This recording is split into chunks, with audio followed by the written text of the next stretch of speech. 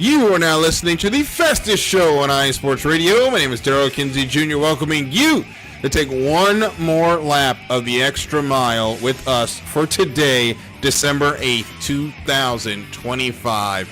And the engines have gone silent for 2025. Supercars wrapped up their season. There's a new Formula One world champion. And now it's time to look ahead to 2026. And help me talk about all of that, of course, my co-host, Christopher Lehman. Chris, how are you doing in this evening? I'm doing great. Ready to get into this 2025 wrap-up show and the final episode in an era.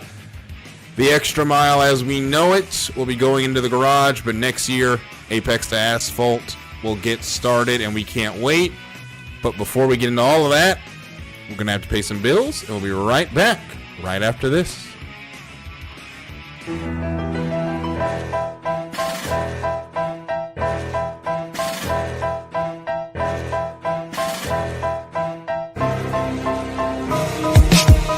For the last 10 years, iSports Radio has been bringing you amazing content ranging from interviewing legendary athletes, coaches, and other authorized media personnel to building tailor-made shows dedicated to all major sports cities around the country.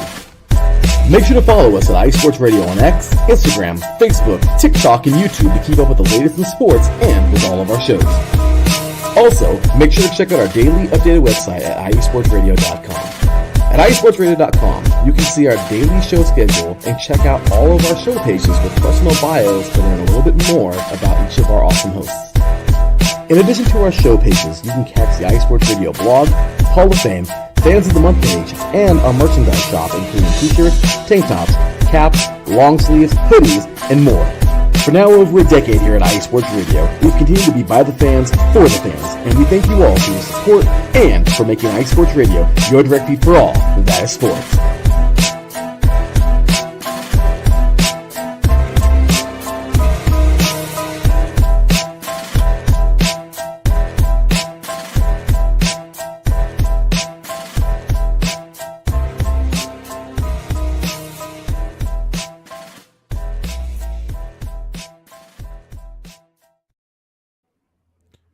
All right, and we're back here in the Extra Mile on iSports Radio, your direct feed for all that is sports. Darryl and Chris here with you this evening. It is time to finally discuss what has been an incredible season of racing in 2025.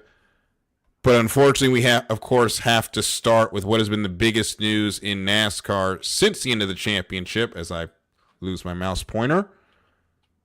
Of course, there's been the NASCAR versus 2311 FRM lawsuit that did not get settled, so they are now into the second week of this trial. Here are some highlights of the first week. There was some pretty powerful testimony by Coy Gibbs' wife, who basically stated they begged NASCAR not to go through with the charter deal that has now become the focal point of this lawsuit. There was some testimony that Jim France didn't care if he woke up with 10 charters, 20 charters, or 30 charters as long as this deal went through, which does not help NASCAR's case at all. Also, the text messages that came out that really riled up folks before the trial even started, Chris. Some of those highlights. NASCAR perceiving SRX as a threat. And then just the absolute horrible way they talked about RCR, basically calling him a dumb redneck that owes his fortune to NASCAR. That was your president of the sport saying that in a text message. Yeah, that's indefensible. Is just the only way to put that. Is just absolutely indefensible. And realistically, that's grounds for a thank you for your contributions to the sport. Look elsewhere for employment next year.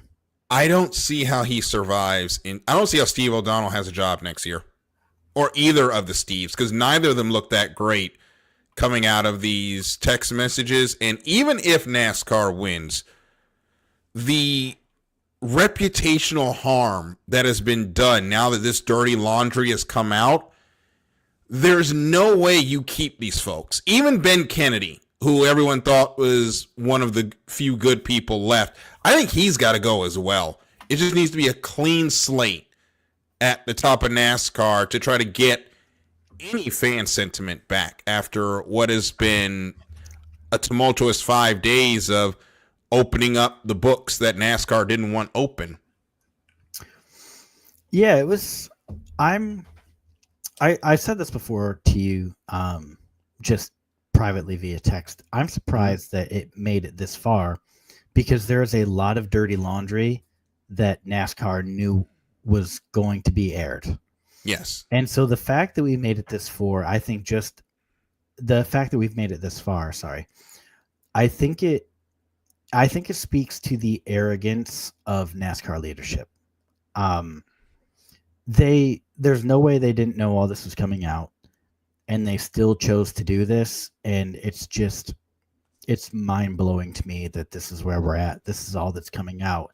And NASCAR seems unconcerned about just tons of, to be honest with you, troubling like text messages and toxic.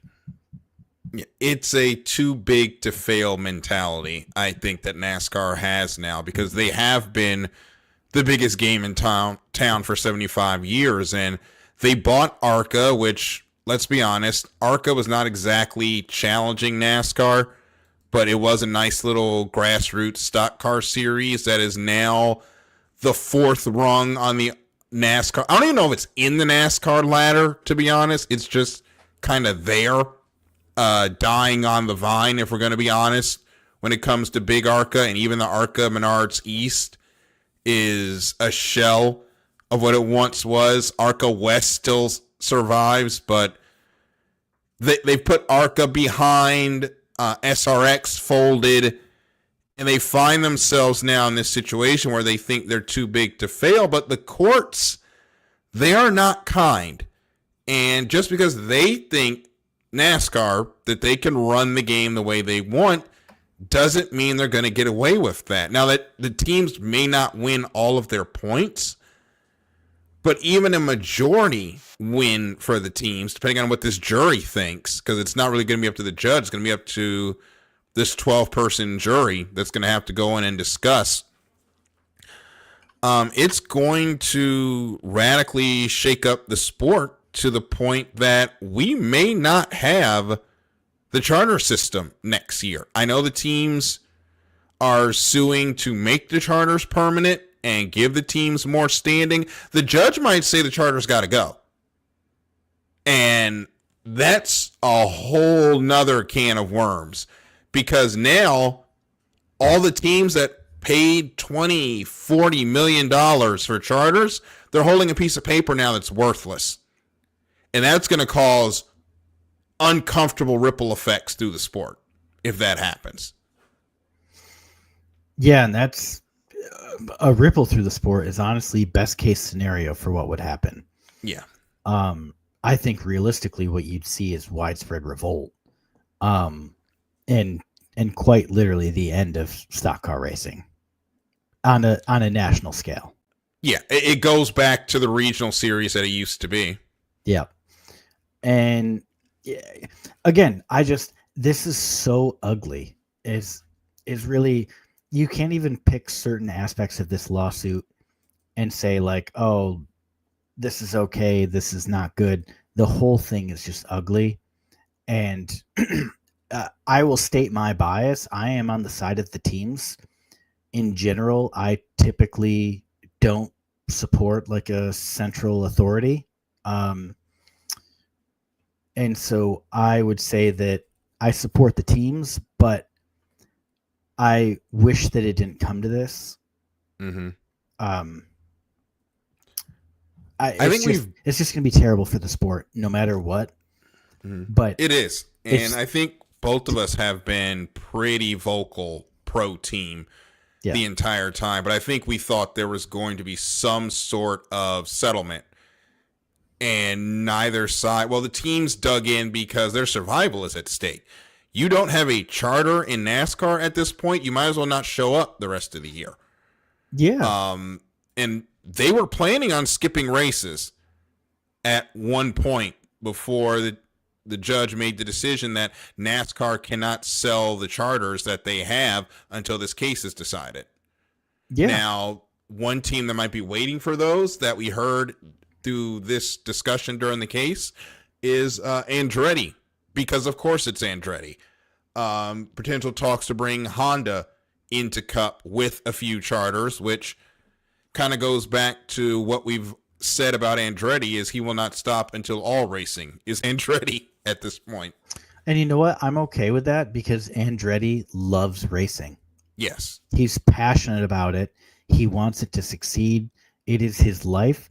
I love that. What I don't love is people who view things as a cash cow, and it is all about profit. I'm talking to you, Mike Brown, owner of the Cincinnati Bengals. Yeah. Like the people that rely on a sporting series or team as their sole income are never going to genuinely have the best interest of what they're doing at heart. They will always value profits over everything. And well, we're having that. Yeah, and I was going to say, that is what we have here. This lawsuit would be over tomorrow.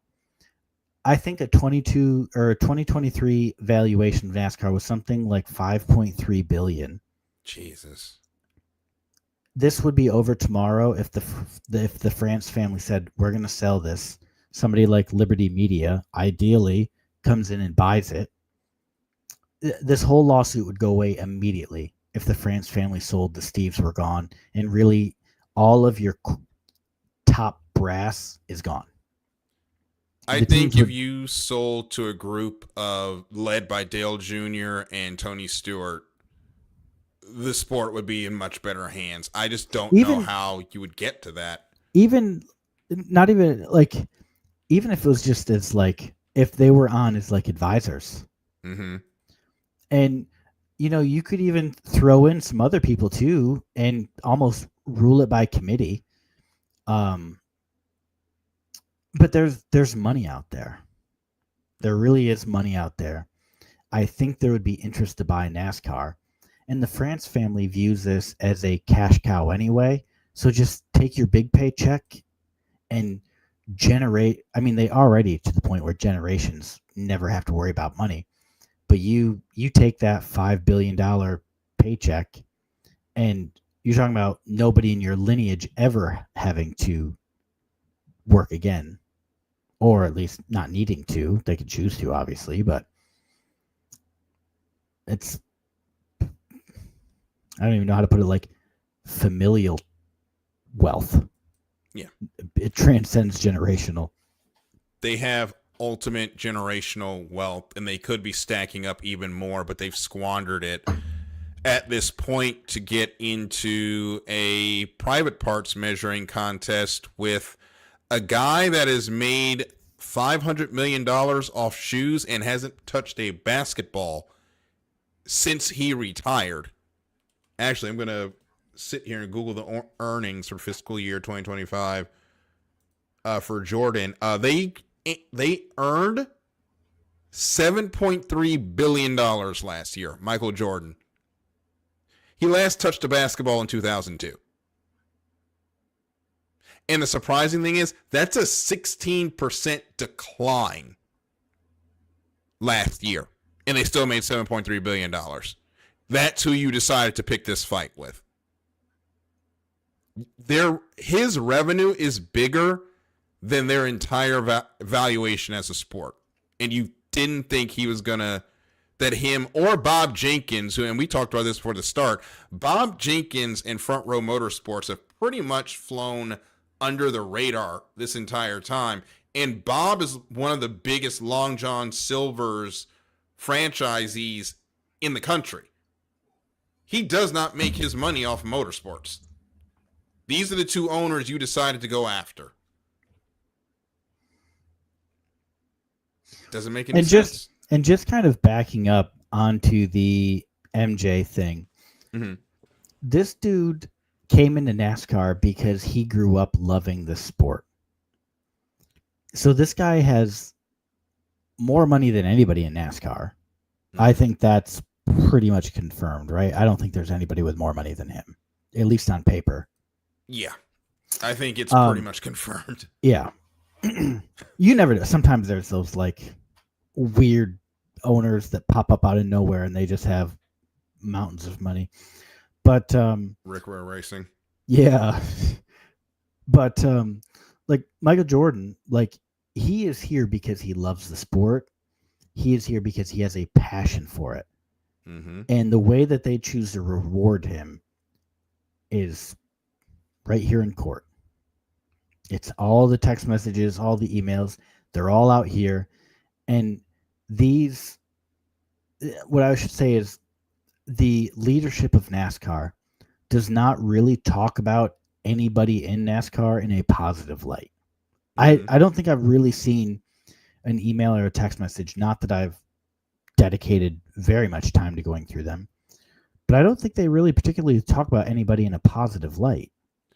No, there was a text messages about SRX when they got on Justin Marks and company for going over to race there. We talked about the RCR text at length. That is not a good sight. And then you look at how ambivalent they've been towards fan sentiment, and those text messages kind of back up what they're doing. And it's really bad that they basically had to have their arm twisted off to get the 750 horsepower at the tracks that are under 2 miles in length, or under 1.5 miles. Sorry. It should be everywhere but Daytona and Talladega. I don't know why they won't do that, and Atlanta at this point. But NASCAR better hope this even if this lawsuit does go their way, you lost. You lost the minute you stepped into court, because the court of public opinion is not going to be with you. And I've noticed they are still trying to get Daytona 500 tickets sold. That's not a good sign. Yeah. Because last year they were sold out coming into the end of January, and they are still trying to get some tickets sold. And they're not going to have an easy time selling those. No, the more this court case goes on, the harder it's going to be to put. I have a feeling we're going to see a lot of empty seats in that stands, short of them doing like a giveaway or virtually basically giving the tickets away. Well, the judge wants the case done this week, so I think we will see the jury go to deliberations at the end of the week. I'm saying for the Daytona 500, I think they're going to have to lower ticket prices to get people in the door. Or realistically, what they're going to do is not sell ticket. They're going to leave ticket prices as they are and not sell any tickets, and those stands will be empty. And then they're going to basically turn it back on the fans for not showing up. We will probably see some crying poor if that happens. I hope not, but it is what it is. We'll see. But we're going to continue actually into the Repco Supercars Championship. If there is when there's a conclusion in the case, we will come back to do a short show to discuss it, because of how important this case is to the landscape of NASCAR and really motorsports in general. So we will come back during the off season to discuss it, depending on how close it is for Christmas, because it depends on how long it takes for them to get through the rest of these people. But play it by ear, and we will let you know when we will be coming back to discuss the results of the NASCAR trial of the century. But now we're going to get into the Supercars Grand Final. Chris, the first playoff system for Supercars is complete. And I'm in a much better mood to talk about it than if we had done this a week ago. I think I can say that. Both of us were... I need to top off my drink. Neither of us were in a good mood at the end of that, and that kind of goes with most of Supercars, just because of what happened in race 34. We'll go through it race by race. We'll start with race 32, which started on a very rainy Friday, and we did have Brock Feeney on the pole. He did make an early mistake, though, racing Chaz Mostert, Mostert gets the win, chips away at Feeney's points lead. That becomes consequential when we get into Saturday and Sunday. Yes. Saturday, though, looked like Chaz Mostert, Chris, was completely falling apart. Got unlucky in qualifying, started near the rear of the field, basically hit everything but the safety car, trying to get back through the field. Yeah. Feeney ends up winning, adding to his points lead. However, it wasn't as big as it could have been because Ryan Wood moves over on the last corner to give Chaz Mostert second. That's going to be very important when we get into this race on Sunday. Yes, it is. Race 34. Feeney gets his record-setting 19th pole of the year. Him and Ryan Wood go battling off the start into turn 3. Ryan Wood,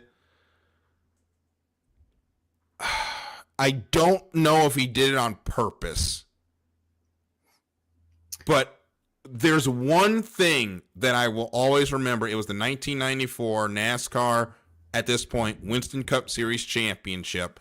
And the race director at the time said, if you hit one of them, you better go hit the other one. And whether or not Ryan Wood did it on purpose or not, he cuts Feeney off. They make contact. Feeney spins.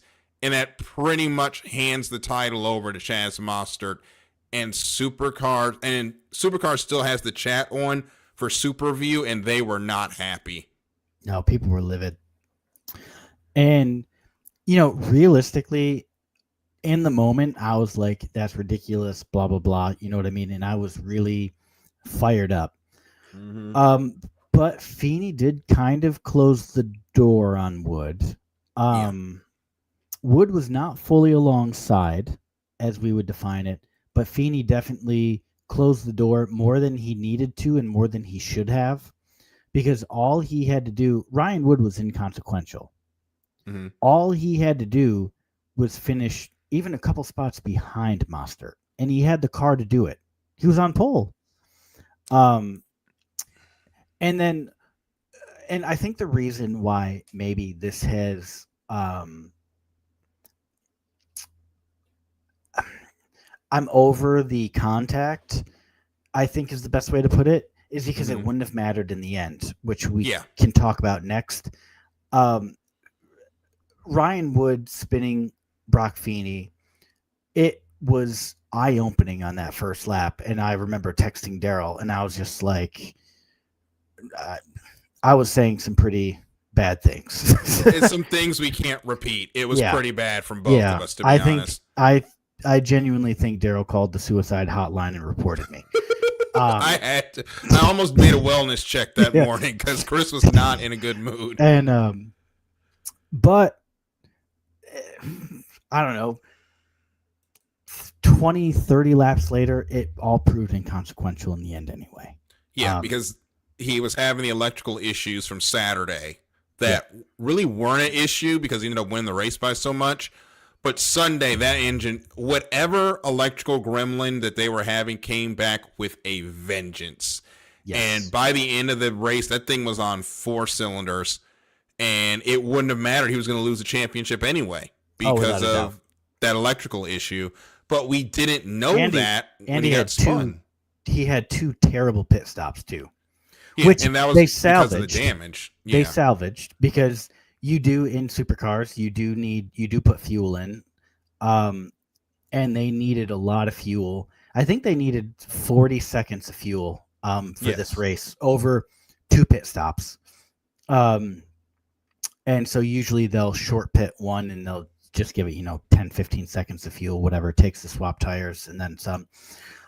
So he ended up getting a pretty full fuel load. I think he got 23 seconds or 24 seconds of fuel, which set him up really good actually for a second stop because a lot of the leaders took their short 15 second or more like 9 to 12 second fuel load, whereas Feeney got his 23, which I think a full fuel load is 26 I might be wrong.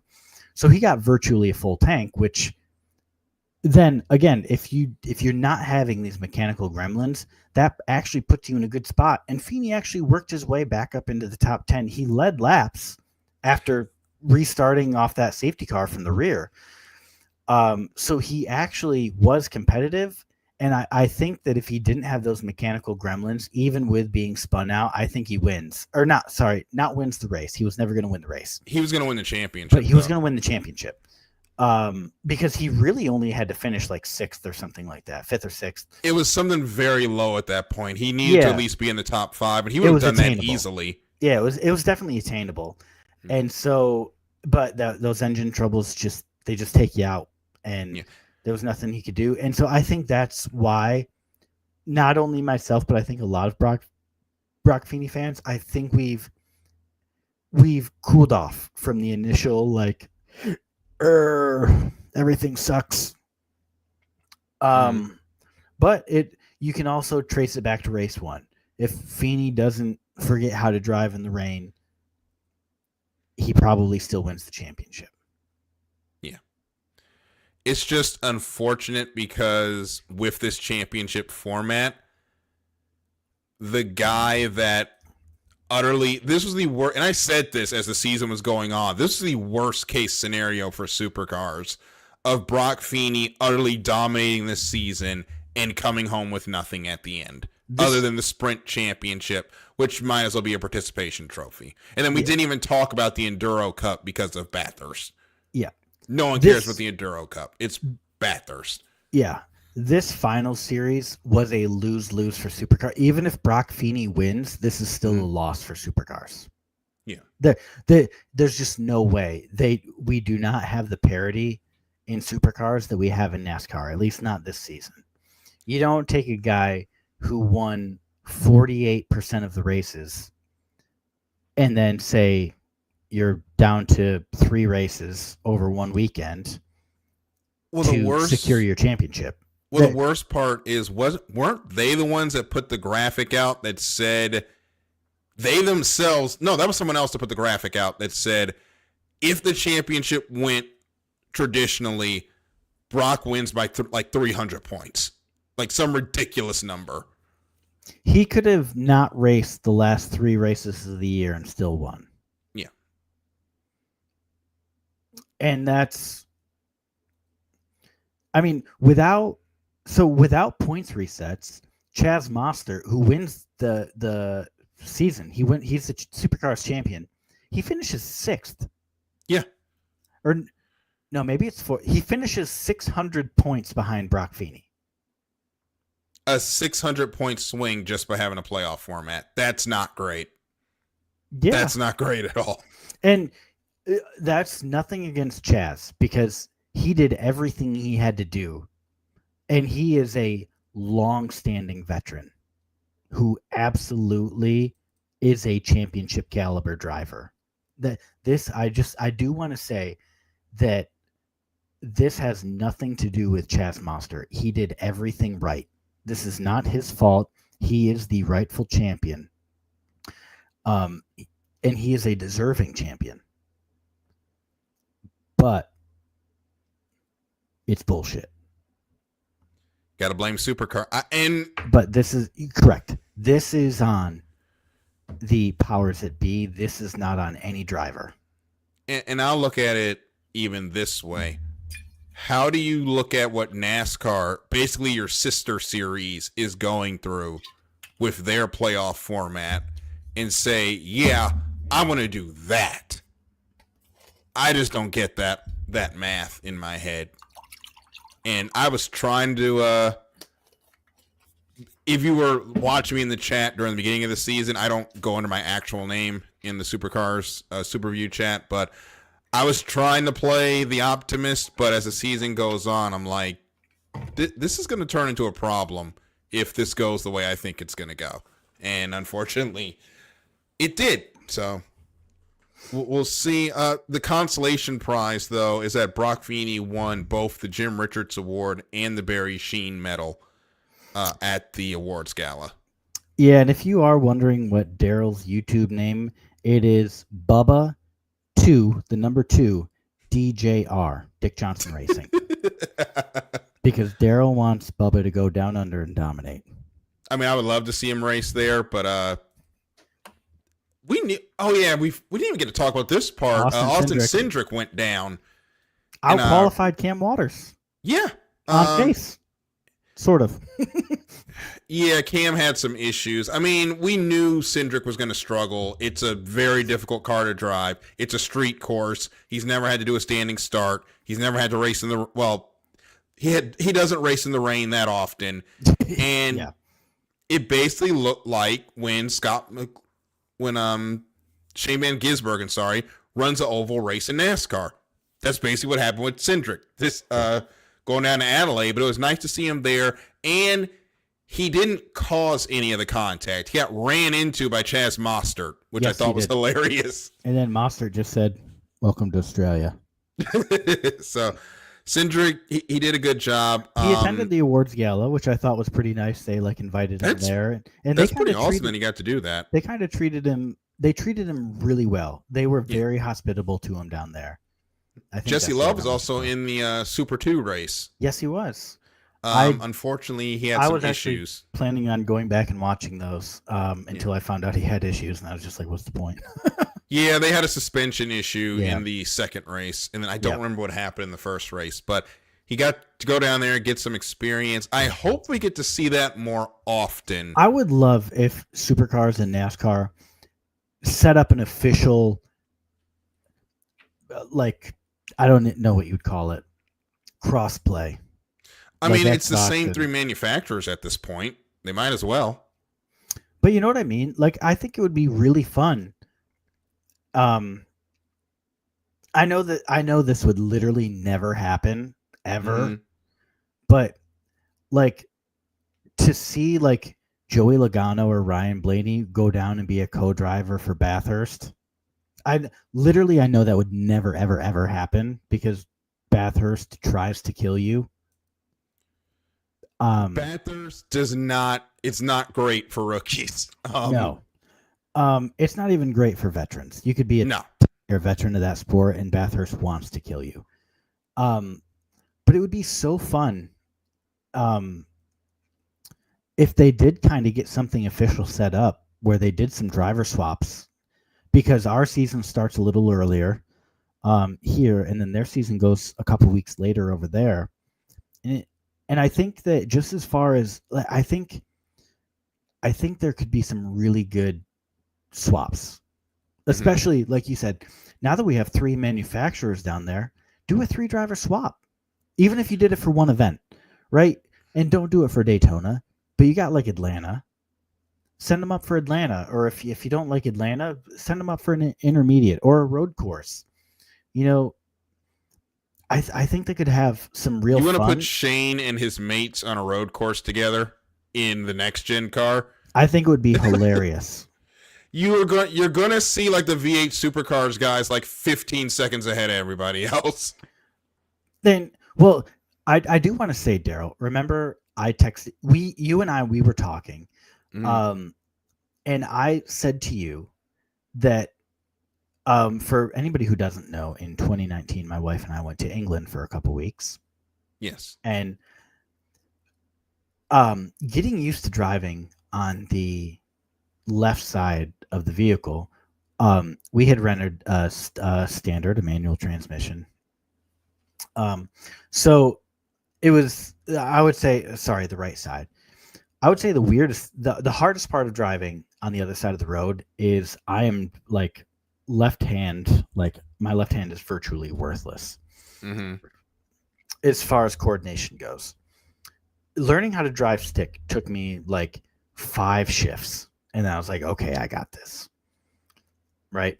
So coming back to the US and even driving my automatic car, I had a harder time transitioning back to driving on the left side of the car in an automatic than I did learning how to have never driven before on the left side of the car with my left hand.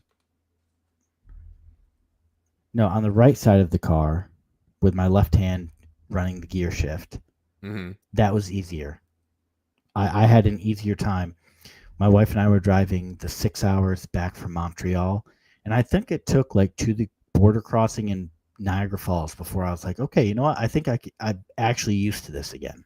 It took like 3 hours. Yeah. But over there, it took literally by the time that I hit fifth gear, and I was like, okay, I got this.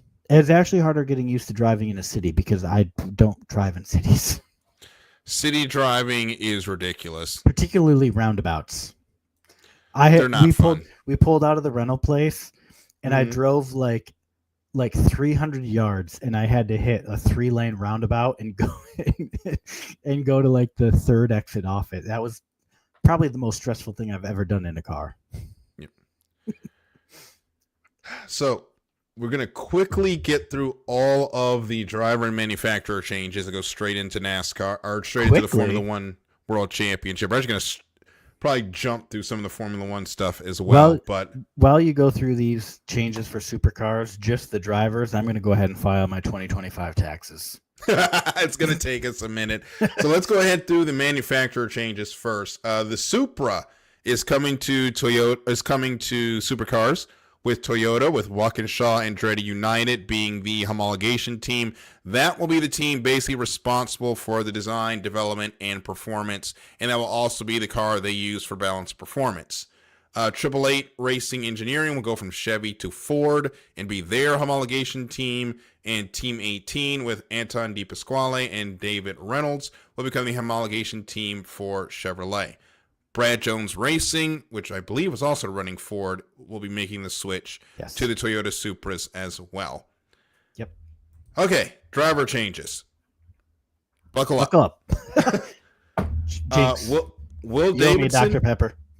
I'll have one for you at the wedding. Please do. Will Davidson was with Dick Johnson Racing. We don't know what he's doing yet for 2026. Nick Percat and James Courtney are retiring and running the Enduros.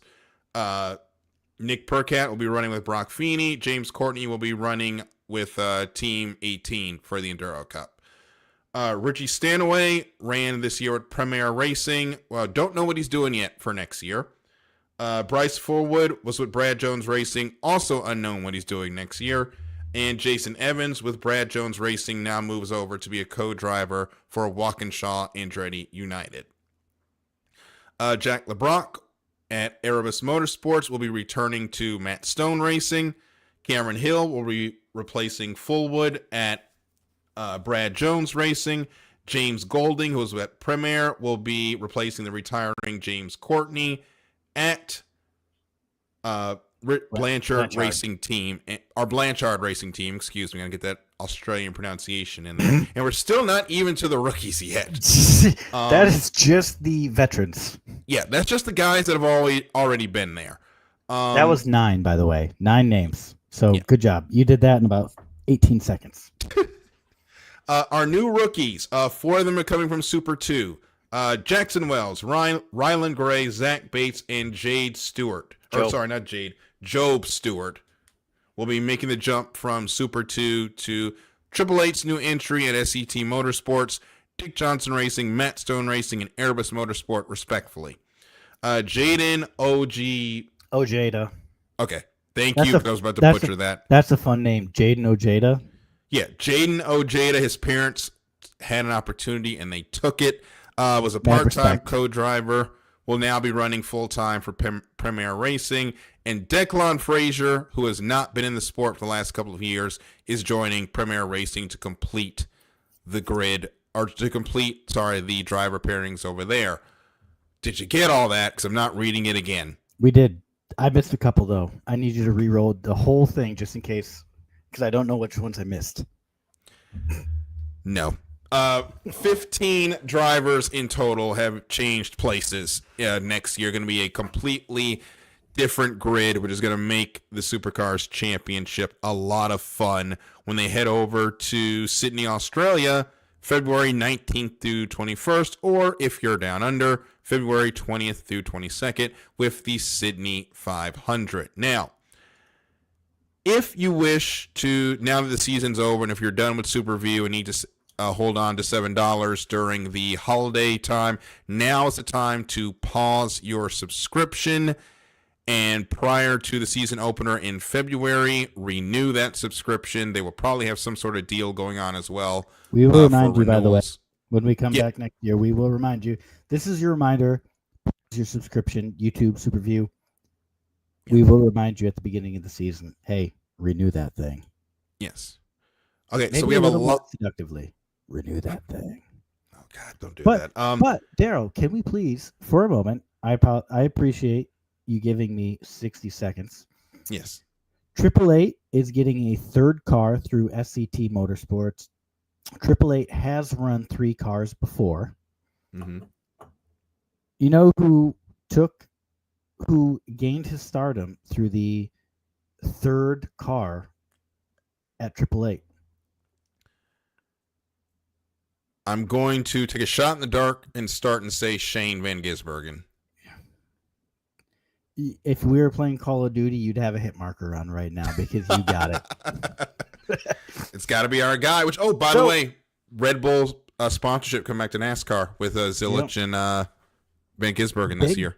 Big sponsorship too. That's a lot of races as the primary.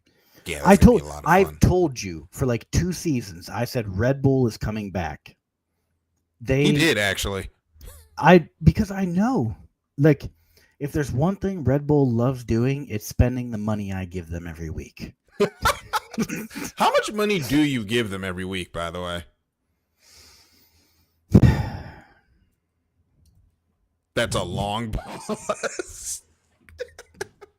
That tells me I should own stock in it. Let's put it that way. That tells me everything I need to know. Shout out Google Gemini. I'm a stockholder at Google. Please use Gemini for all of your AI needs. And please, Gemini, sponsor us. My stock portfolio thanks you in advance. And Gemini, please sponsor us. And iSports Radio. This was not financial advice, by the way. I'm up 100% on my Google stock this year alone. So nice. Yeah, bought the dip. It dipped down way too low. It dipped down into the 140s, and I was just like, "That's too low to." That's a freaking steal. That's too low to ignore. Yep. So, anyways, 888, Jackson Wells. We expect big things out of you because the last person that took the third seat at Red Bull ended up becoming a Hall of Fame driver. There's so many rookies on the there really are for supercars. Kai Allen, Rookie of the Year. We knew that. Yeah, we knew that. He became our fan favorite here on the show, by the way. And he is. I have already reached out to his team trying to get him on the show next year. I did get ghosted. I will not give up. To anybody listening, I 50% promise you Kai Allen will be on the show next year. And if he's not, it is not for a lack of trying on my part. Because I have already reached out. We're gonna have to figure out how to make that time work with Australia to America, but we will figure it out. I would do this at 3 a.m. if I had to. Kai Allen is Brock Feeney's my guy in supercars, but Kai Allen is my number one target for getting somebody on the show from the Supercar Series. Yes. So with that being said, we cannot wait for Supercars to get back. We have a lot of postseason stuff to get to, so we're gonna keep going right along into the Formula One World Championship. Oh, you don't want to take an ad break? Quick. We're gonna spend an hour on Formula One.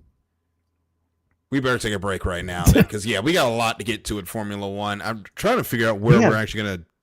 We have 3 full races of Formula One. Well, not full, because Weekend Las Vegas is 2 sentences, but there's just we'll figure it out. But there's a lot we got to talk about with Formula One. So we're actually going to take this ad break. We'll be right back here on the Extra Mile on iSports Radio, your direct feed for all that is sports.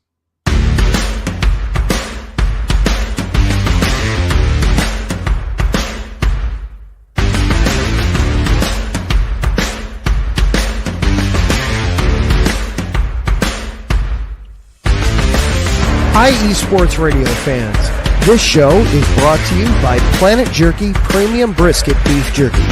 Planet Jerky is the official jerky of the 2022 California League champion Lake Elsinore Storm, single-A affiliate of the San Diego Padres.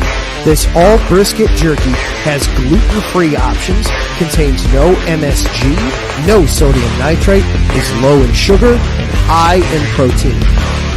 Go to their website at planetjerky.net and follow them on Instagram at planetjerky. Planet Jerky, the jerky that's on a whole other planet.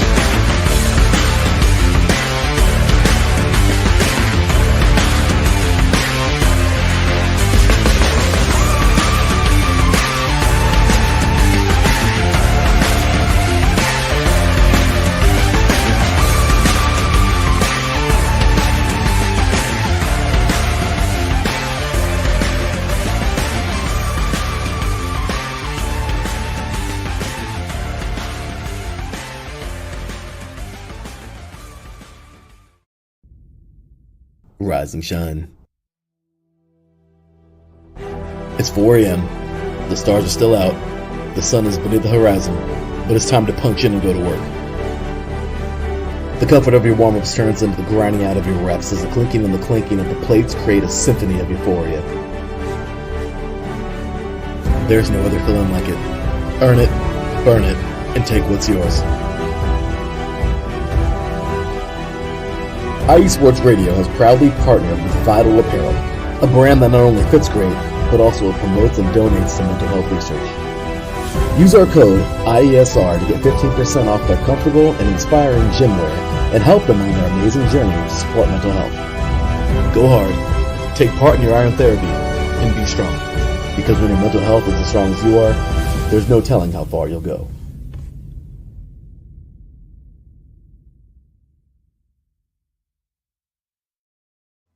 And we're back here on Extra Mile on IE Sports Radio, your direct feed for all that is sports. And it's time to get into the Formula One World Championship season in review. We missed quite a bit since we went on this break. We're going to go through Brazil, Las Vegas, Qatar, and of course the Abu Dhabi Grand Prix, and then get into our superlatives for the 2025 racing season as a whole. Let's go ahead and get started with Brazil. I'm just going to make this bigger so I can actually see it. So we had an early incident with Gabriel Bortolato, brings a safety car out. On the restart, Piastri ends up making contact with Charles Leclerc, putting Leclerc out of the race, and makes contact with Kimi Antonelli. Piastri gets a 10-second penalty for that. At some point, Lewis Hamilton also got contact, ended up out of the race with his own issues. So another Ferrari double retirement, and at that point, Ferrari fans, Lewis Hamilton fans, me, we're just ready for the season to absolutely end. Lando takes the win from the pole. Verstappen, who was on a late race charge in that race, ends up finishing second, 0.3 from winning. Would have equaled a very controversial 1998 British Grand Prix where Michael Schumacher won from pit lane and then got a time penalty and then may or may not have served the time penalty. We're talking about 1998. Yes. By the way, Max Verstappen would never not take a penalty. Wink. But I do think that talking about the 1998 British Grand Prix is valid here. Because that is the only time, and it will never happen again. At least the way that Schumacher won it. They've closed that loophole now. And you know what I didn't realize is when I was kind of doing a little bit of homework for this episode, every marshal put in their resignation after that race. Or sorry, every steward. Every steward resigned. Yeah. I was 6 at the time, just for the record. So I did not know that happened.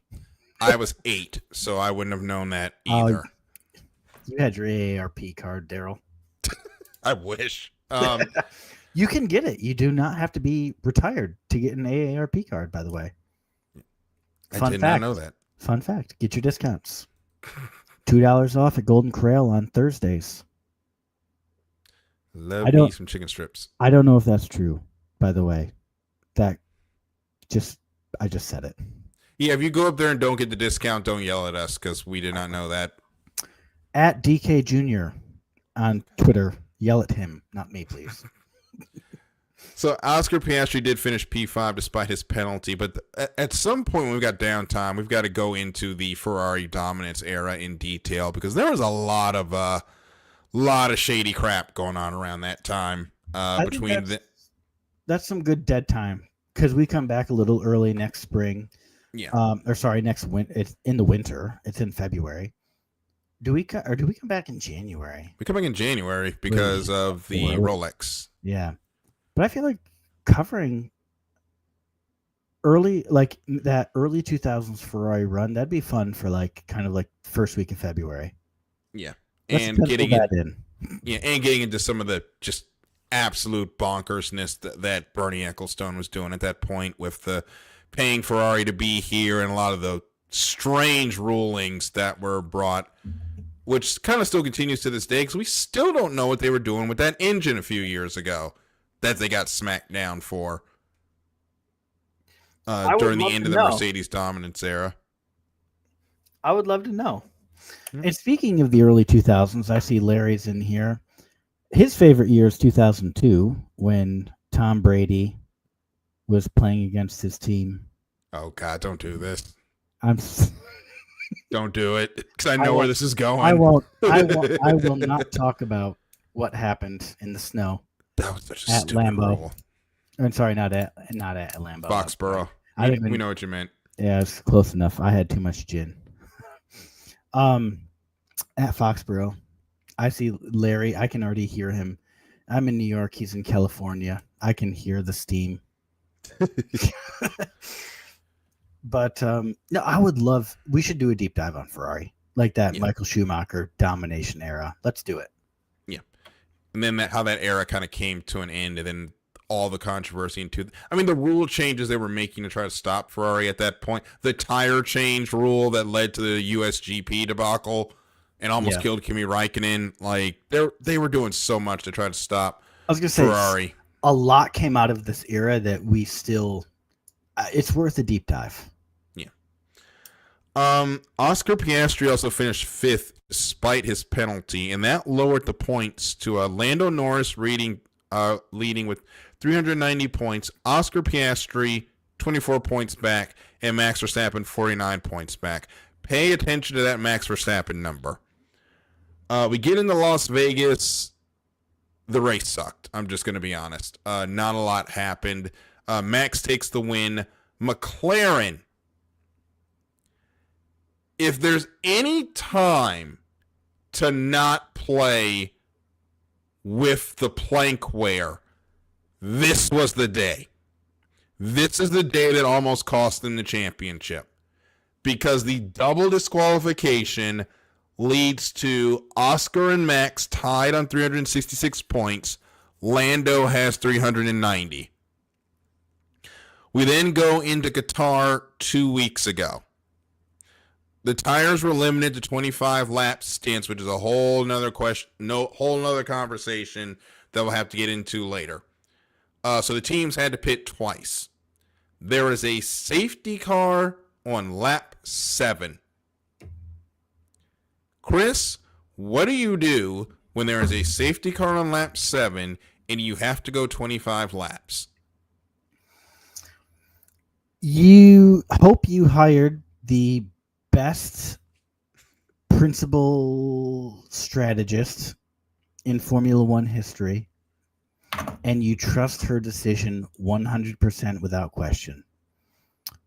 My number one target ever for this show, Hannah Schmitz, said, box. Hannah said box. Haas said box. Alpine said box. Hell, Ferrari said box. You're missing some teams. I know. I'm going to get to them. Okay. V-Carb said box. Aston Martin said box. Of course, now I'm trying to name all the teams. I can't remember them all. Sauber said box. That is 5, 6, 7. Williams said box. I hit Ferrari already. And even Aston Martin. Yes. I thought I said Aston Martin already. But anyway, Aston Martin also said box. Do you want to know who did not pit on the lap 7 safety car? There's 10 teams in Formula One. Freaking McLaren did not pit. Sad trumpet. Oscar Piastri was leading, by the way. Hey, Whether or Brian. not that came into effect, we will never know. But it took not only the win away from Oscar Piastri. If they finish 1-2, it is a McLaren in-house fight at Abu Dhabi for the championship. And Lando would have basically had to not score points. That's how big the lead would have been. Instead, Lando ends up fourth on the final lap. Piastri is in second. Max is leading, because of course he is. And Kimi Antonelli has a mistake, allows Lando to go through for a pivotal championship saving, as it would turn into, podium finish with Oscar in second. Carlos Sainz kind of got forgotten, getting on the podium in P3. And sorry, Lando was P4, not P5. Or not P3. He was P5 on the last lap, ended up P4. If he finishes P5, there's a different champion yesterday. Yeah, that guy over there. I'll buy you a flag and send it if you'll put it up. When I move, I'll have to find someplace to put it. But that sets the stage. Lando Norris, 408 points. Max, 396. Oscar, 392. That now takes us into the Abu Dhabi Grand Prix. And Lando Norris cannot hit a start. And it almost cost him. Because Piastri gets around him on lap 1. He's hounded by Charles Leclerc for most of the day. It seemed like the strategy for Red Bull, Chris, you can correct me if I'm wrong, was to try to push him back into George Russell when the pit stops came. But Russell had a brake issue that they just could not figure out the entire day. Yeah, I really don't know what the strategy was, to be honest with you. And I don't know if I don't know, to be honest with you.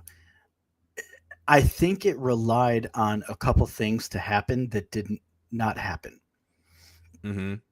As far as what Max Verstappen could do to win the world championship, he did what he had to do. He went out and won the race. Yes. And everything else was up to other people. And Darryl, I took a direct quote from what I texted you, I think with about 8 laps to go.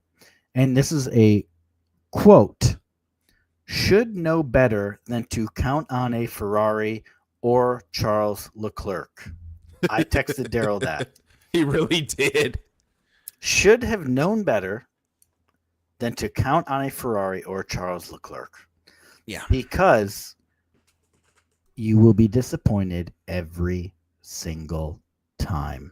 And Yeah. our hopes, I was relying on George Russell, and George Russell even literally said before the race, I'm going to help Max Verstappen win this title, which if we reverse time machine, where was it that they made contact? Where was it that Max just straight up crashed into George because he was like a little PO'd? I forget where it was. I forgot off the top of my head as well. But anyways, earlier this season, Max just straight up crashes into George Russell. On purpose, by the way. And here's George Russell on the last race of the year saying, I'm going to help Max. And then he just completely bottles the start and then has a brake issue. And then we were relying on the Ferrari of Charles Leclerc. And at that point, I think virtually everybody knew it was over. Yeah. And it's unfortunate that it really it pretty much went the way we thought, that Lando would get to third and just have to hold on, and ends up winning the championship by 2 points. However, he almost threw it away in Lando fashion when Yuki Tsunoda tried his best to do a Sergio Perez, but made one too many moves, forced Norris off the track.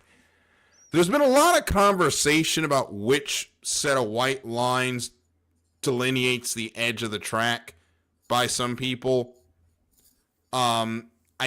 I'm assuming it's that second white line down the backstretch at Abu Dhabi that is out of bounds. I think it's the interior one, not the outside one. I don't know, because if it was the interior one, then Norris should have got a penalty, because there's the one on the inside close to the track. They argued that he was pushed, which They're kind of correct. I'm conflicted on. Yeah. Because Yuki was clearly going to defend the inside, and he did move towards the inside, and Lando never corrected to take himself outside, to go around the outside of Yuki. He was always going to dive to the inside, and Yuki kind of pushed him out on the inside, but Lando, so little bit of a homer, right? Yeah. Just a little. In the world of the NFL, I'd say they were offsetting penalties. Mm-hmm. Because I do think Lando had more than enough time to go around Yuki to the outside, but he didn't want to. He wanted to go dive down the inside. Yuki was never going to hold him off down the backstretch, and that's its own set of problems. He should have held him up before the start line, right? Because that's really the curvy section of the track, and that's where Checo would have absolutely held up Lando Norris and got Leclerc right there. Mm-hmm. But Yuki, I don't know. I've seen people driving drunk straighter than him down that backstretch.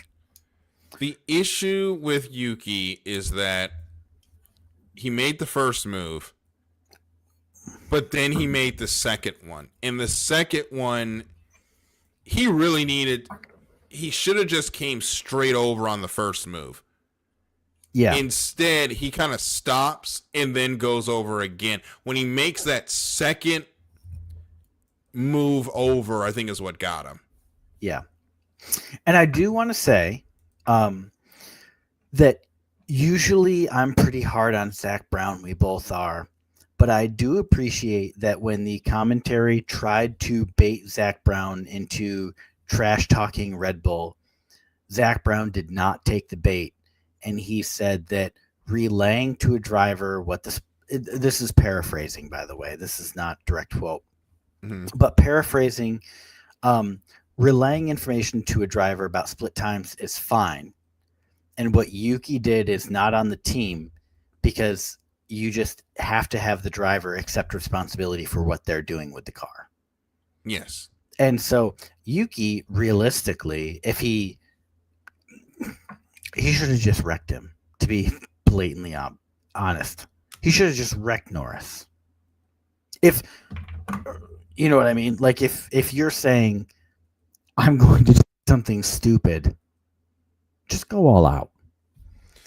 Might Instead, as well. he doesn't really do anything to affect the championship. He just kind of, I don't know what that defense was. It was kind of horrendous, to be honest with you. And this is not me condoning wrecking, but you failed at the one job you were asked to do. And I'm a Yuki defender. I think I've been saying for years, I think Yuki deserves the second Red Bull seat. Not years. Mm-hmm. But when Checo left, I was a little disappointed that Lawson got the seat over Yuki. I don't know. It's a lot. I'm going to get into it later when we kind of do our final section of the night. But I'm okay with how the race turned out. I'm okay and at peace with us not being the championship this year. And by us, I mean Max, obviously. Yeah. So now we go into 2026, and now we wrap up what has been a era of Red Bull domination when it comes into the ground effect era. Lando Norris, of course, is the 2025 Formula One World Drivers Champion. I think he's going to be I think he's going to be humbled by this. You could kind of tell on Sunday, a lot of tears, a lot of gratitude. I don't think we're going to hear a lot of the same stuff out of him that we did this year because now he's a champion. But now we see what happens next year because now he's got to try to defend it, and his chief rival is going to be right in that next garage over with Piastri, depending on how their build for their new car goes. Yeah, and I typed this particular section of the show notes within an hour of the race ending, and I just wrote, will this humble Lando by taking the chip off his shoulder, or will this cause arguably the most arrogant driver on the grid to become more insufferable? And I think this is taking, as of right now at least, I think he's taking the humble option, which is yes. what is, and I mean this from the bottom of my heart, as a person who's, I don't know, 8-ish years older than him, if not more. Please, Lando, take the humble route. Because arrogance just makes you look like a douche. But becoming humble makes you loved. And that's all I have to say about that. So the season statistics for the 2025 season, Verstappen, overall championship, overall wins leader with 8, Lando and Oscar with 7, and George Russell, the only one other than those 3 to win a race, has the lone win. Laps led, this is going to get very depressing. Max Verstappen 454, Oscar Piastri 452, Lando 373, George Russell 103, Charles Leclerc 48, Kimi Antonelli 11, Lewis Hamilton 2, Alex Albon 1. I'm just now realizing that I spelled Russell with one L literally every time. I didn't even notice until just now. And it's really bugging me, but I've written George Russell too many times to go fix it. Just Lewis Hamilton, how the mighty has fallen this year. This was a nightmare season. And we'll get to that in a bit. I'm going to talk about it later. Yeah. The pole positions, Max 8, Lando 7, Oscar 6, George 2, Charles 1. Fastest laps, Lando and Oscar tied with 6, Kimi, George, and Max with 3, Lewis 1, Albon 1, Charles 1. And in the podiums, Lando 18, Oscar 16, Max 15, George 9, Charles 7, Kimi Antonelli 3, Carlos Sainz 2, Nico Hulkenberg 1, and I forgot about this. Isaac Hadjar also got a podium this year. I forgot to look this up, and my keyboard is really too loud to type into AI. But when is the last time VCarb / AlphaTauri got a podium? It's been a minute. I can't, I'm just kind of, as I hear you, as you hear things, kind of it puts you in a different mindset. But I legitimately can't remember the last time before Hadjar this year that, it would obviously be AlphaTauri, got a podium. Well, their only podium in the Racing Bulls era was Hadjar. It would have had to have been in the AlphaTauri era. Yeah. And while you're looking that up, Kimi Antonelli, did he win Rookie of the Year? He had to have, right? The gala isn't till... it's not for a while. It's not until December. Actually, it should be next week. Oh. Or not next week. It should be this coming Friday. He's going to have to, though. He has to. So the last podium for... But Kimi having three podiums, hats off to you, Kimi. He had a great season. You really, for a rookie, you really impressed. So the last time that our dear AlphaTauri / Racing Bulls / Toro Rosso / whatever you want to call them got a podium before Hadjar was 2021 Pierre Gasly Spanish Grand Prix, finished third. And that was after he got the win at Italy during the kind of cobbled together 2020 season. 2020? Well, 2020 he won Italy because remember that was when Lewis had the penalty. Hold on. I do apologize. My wife texted me and I did not hear virtually anything you said, except for obviously 2020 where I asked 2020. So 2021 Pierre Gasly got the podium in AlphaTauri for the Azerbaijan Grand Prix. Yes. And then I remember that. The year before is when he got the win in Italy during the COVID season that was kind of just thrown together as we went along. Yes. I remember those now. So it's been a long time. Yes. So in the interest of time, we're going to go, we'll come back to the ground effects era stats on a later date. We have a lot of changes for 2026 for Formula One we need to get to before we get into our superlatives of the year. Alpine will be going from Renault engines to Mercedes. Aston Martin will be going from Mercedes engines to Honda next season. Sauber is going away from the grid. They will now be Audi. And Audi will be bringing their own engines into Formula One next season. Cadillac, to start, will be powered by Ferrari. And they'll do that for the first couple of years before badging their own engines in 2028. Haas is pretty much becoming Toyota in everything but name only. Actually, in everything but reality at this point, because Toyota is now the title sponsor of the team. Eventually, they're just going to buy that out, I think. Now, question. Oh, no, never mind. Sorry. Yeah. Wait. Okay, I might be having a really dumb moment here. Uh-huh. Gene Haas still owns the NASCAR team. Yes.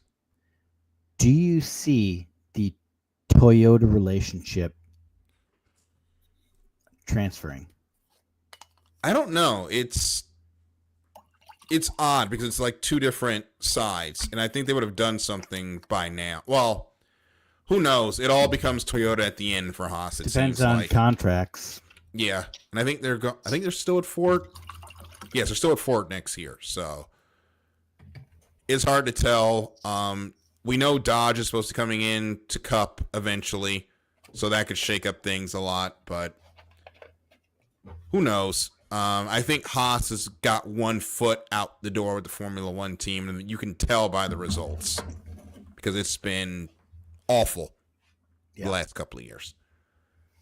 And finally, Red Bull and V-Carb will be going from Honda Red Bull powertrains to Red Bull Ford.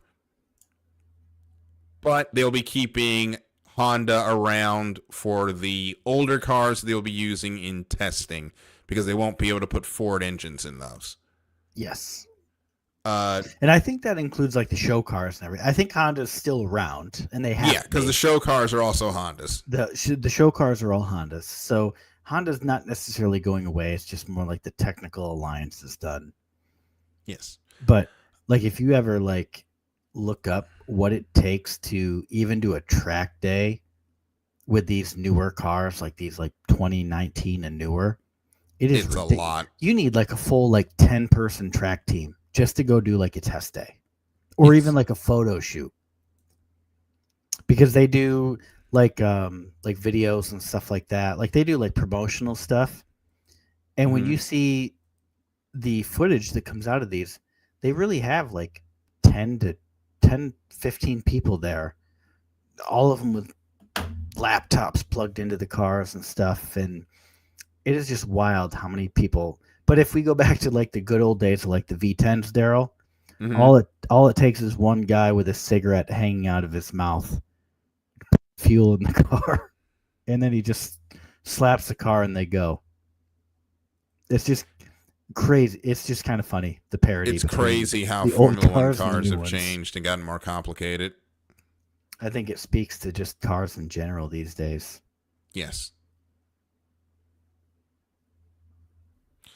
So we still got to get to the driver changes because there's a lot of changes in Formula One coming for 2026. Sergio Perez and Valtteri Bottas are back on the grid. They will be with Cadillac. Isaac Hadjar has been promoted to the seat of doom, also known as the Red Bull second seat. Yuki Tsunoda now the reserve driver for 2026.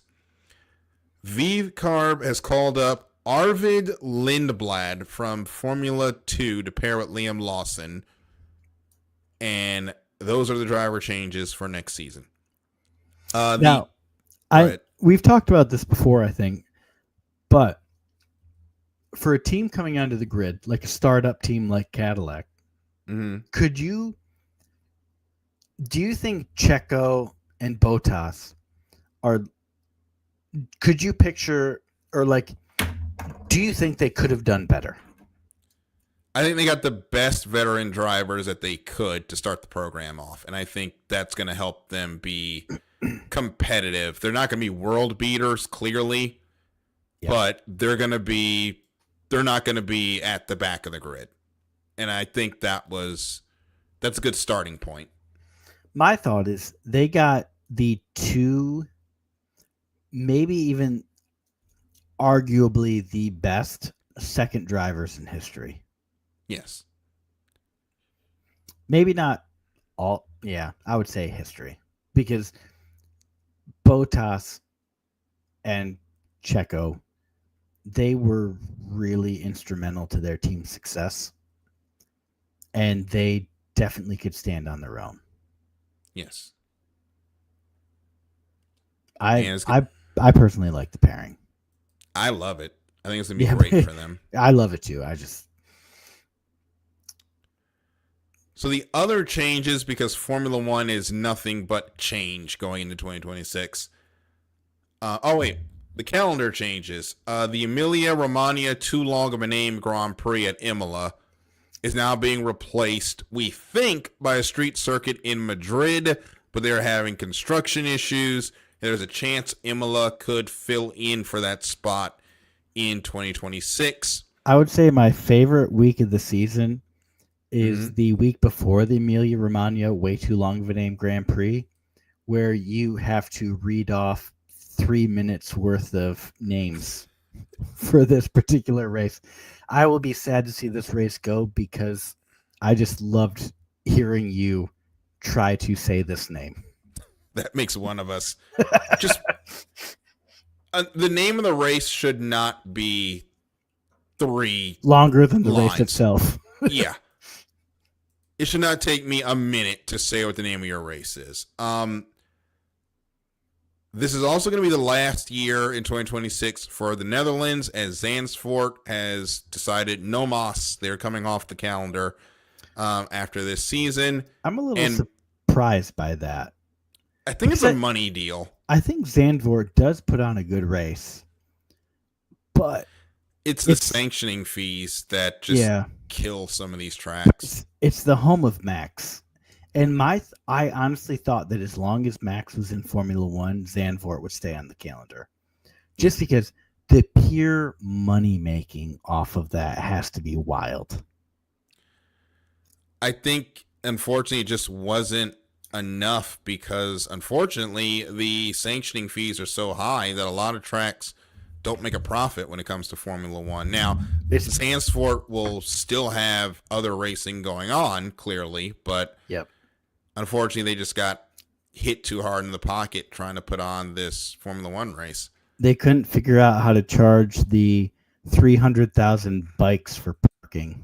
It's what it comes down to. Yeah, because everybody just rides their bike to the track. I do love how they would always show the bike parking lot. And I don't even think it's an exaggeration to say there was 20,000 bikes there.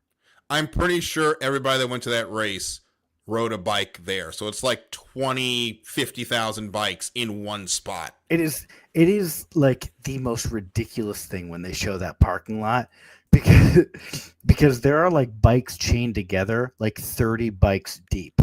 Mm-hmm. I always found that to be kind of hilarious, just because they would always, every year they show an aerial of that. And it is just astounding. Like, people in the U.S., blood pressure rises just seeing that many bikes. Yeah. So many bikes. Some other changes. The worst changes ever. 2 that we're happy of. 1, we'll get to it. Adrian Newey is now the team principal at Aston Martin. The 2026 car will be designed by Newey. So congratulations, Fernando Alonso, for winning the 2026 World Championship. And Lance Stroll will still be 15th in points. I was going to say he was going to finish P18, so you were more generous than I was. I was a lot more generous. The new regulations, I'm excited for active aero. I'm excited for push to pass. The car is going to be a lot smaller. We don't know how fast they're going to be or if it's even going to matter. I don't care as long as it puts on good racing. We have no clue who's going to be on the pecking order until the lights go out in Australia. Yeah. At this point. And the thing about Formula One is we have 2 pre-testing or preseason testing days. Yeah. And we say this every year, and we're going to say it this year and next as well. Do not read into any data that comes out of preseason testing. They might as well. Nothing. Yeah. Just don't time it. You might as well take all the timing sheets from testing and throw them in the garbage because none of them matter. Or just invert them, and you probably know how the season's going to go. Yeah. Because, like, Haas pulling up P1 and P4, that's not actually what's going to happen. No.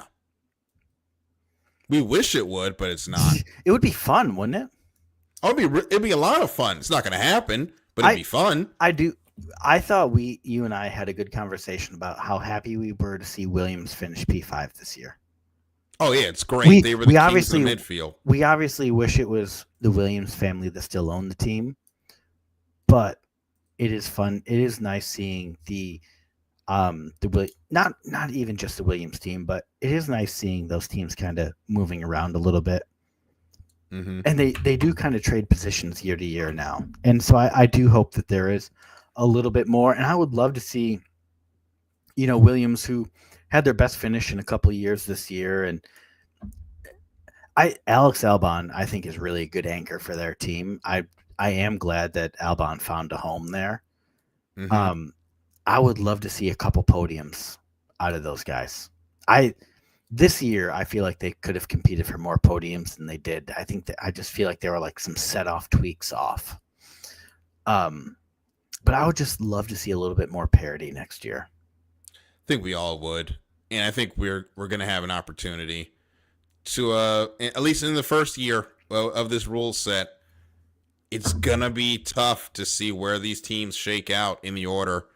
And I don't think we're going to see it until July, August, really the true pecking order for the first few years of this rule set. Now we got to get to the thing that we're trying to ignore. I assume it's Apple TV. Yeah, Apple TV will be the home of Formula One going forward in the United States. So if you want to watch Formula One, you're going to have to give Apple your money. I am waiting to see how much this is going to be before I decide how I'm going to watch Formula One. I'm torn. I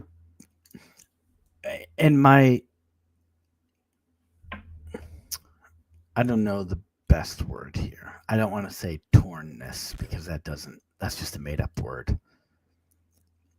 But like Apple TV, to get like the baseline, is only like $10 more a year than F1 TV. And you get the F1 TV, and there are like some shows I do want to watch on Apple, like Silo, Ted Lasso, and there's probably actually a couple others too. But at the same time, the principle of things. Yes. You know what I mean? like I kind of, if people pick up on my drift, I kind of feel like sailing the 7 seas. I already do it for NASCAR and football. Officially, we're not going to promote the piracy, but I didn't say piracy. I said I was on a ship. in the 7 C's. Yeah, well, we're not going to promote it officially, but a lot of people have shared that sentiment, and I've seen it, and it's going to be interesting to see how much it's going to be. If I could get it with MLS, I might consider it. I'm going to have to see how much it costs when they announce the Formula One deal, because that's going to be the important factor, because that's the only thing I'm going to use it for. There's nothing on Apple I really want to watch other than Formula One. But I know one person we won't be hearing from in Formula One next season. Helmut Marko is finally gone, and you know it's bad when the Red Bull guy is also celebrating. Whoop, whoop. Oh, I feel like playing some copyrighted music right now, Daryl. I know. I would There's love so to. many songs that come to mind. Whoop, there it is. Whoop, there it is. So, Chris, go through what got Helmut finally fired, because it's a lot. I am going to. I texted you a picture. Yes. And I don't. Oh, I have my phone in my pocket. Okay. The too long didn't read is Marco took it upon himself to Zach Brown some drivers. Yes. Which is AKA sign more drivers than you have seats for.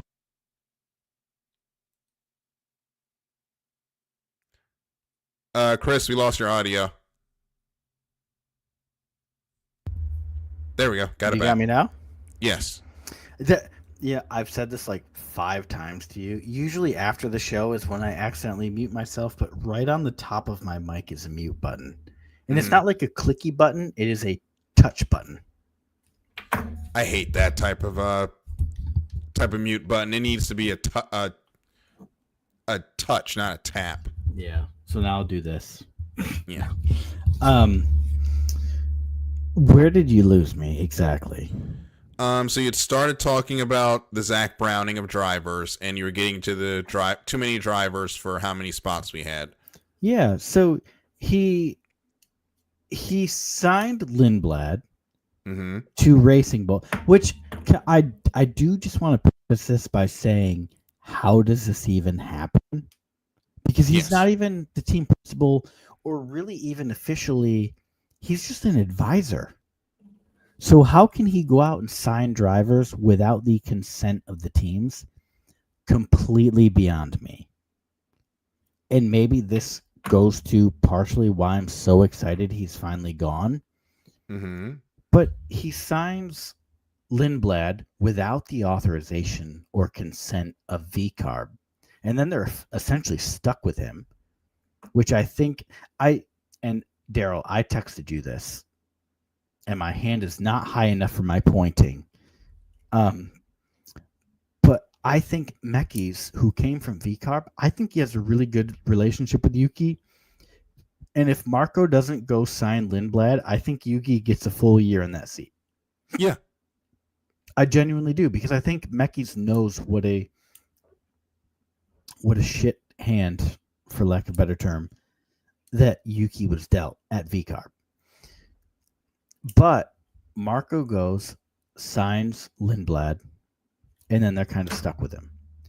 But then he has the wherewithal to go sign Alexander Dunn, a second driver for the VCARB seat. Meanwhile, you've got Liam Lawson and Liam Lawson still under contract. Liam Lawson and Isaac Hadjar, which technically Hadjar is driving for Racing Bulls at this time. So he signs 2 drivers to 2. So there's 4 drivers under contract for 2 seats. Yeah. He straight up Zach Brown's this, which we've talked about that ad nauseum. So go back to virtually any episode from this season or last season. Actually, was it last season? The last season, because it was around the time when Pelot was collecting championships and lawsuits. So we talked about this ad nauseum in 2024, especially towards the later half of the year. So go catch up on those episodes. But like, what the hell, man?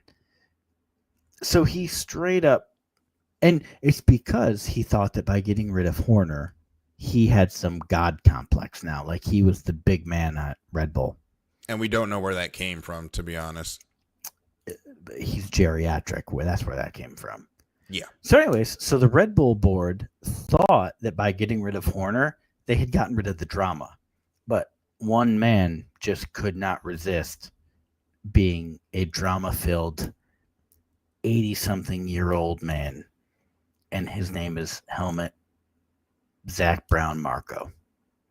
So we're saying bye, Felicia, Yes. to that guy who, by the way, is the reason that Kimi Antonelli received thousands of death threats.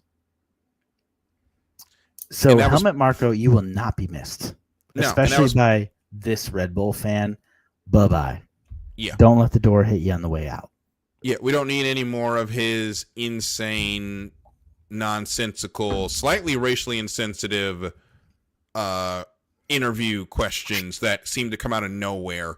I didn't even have time to get into the racist stuff.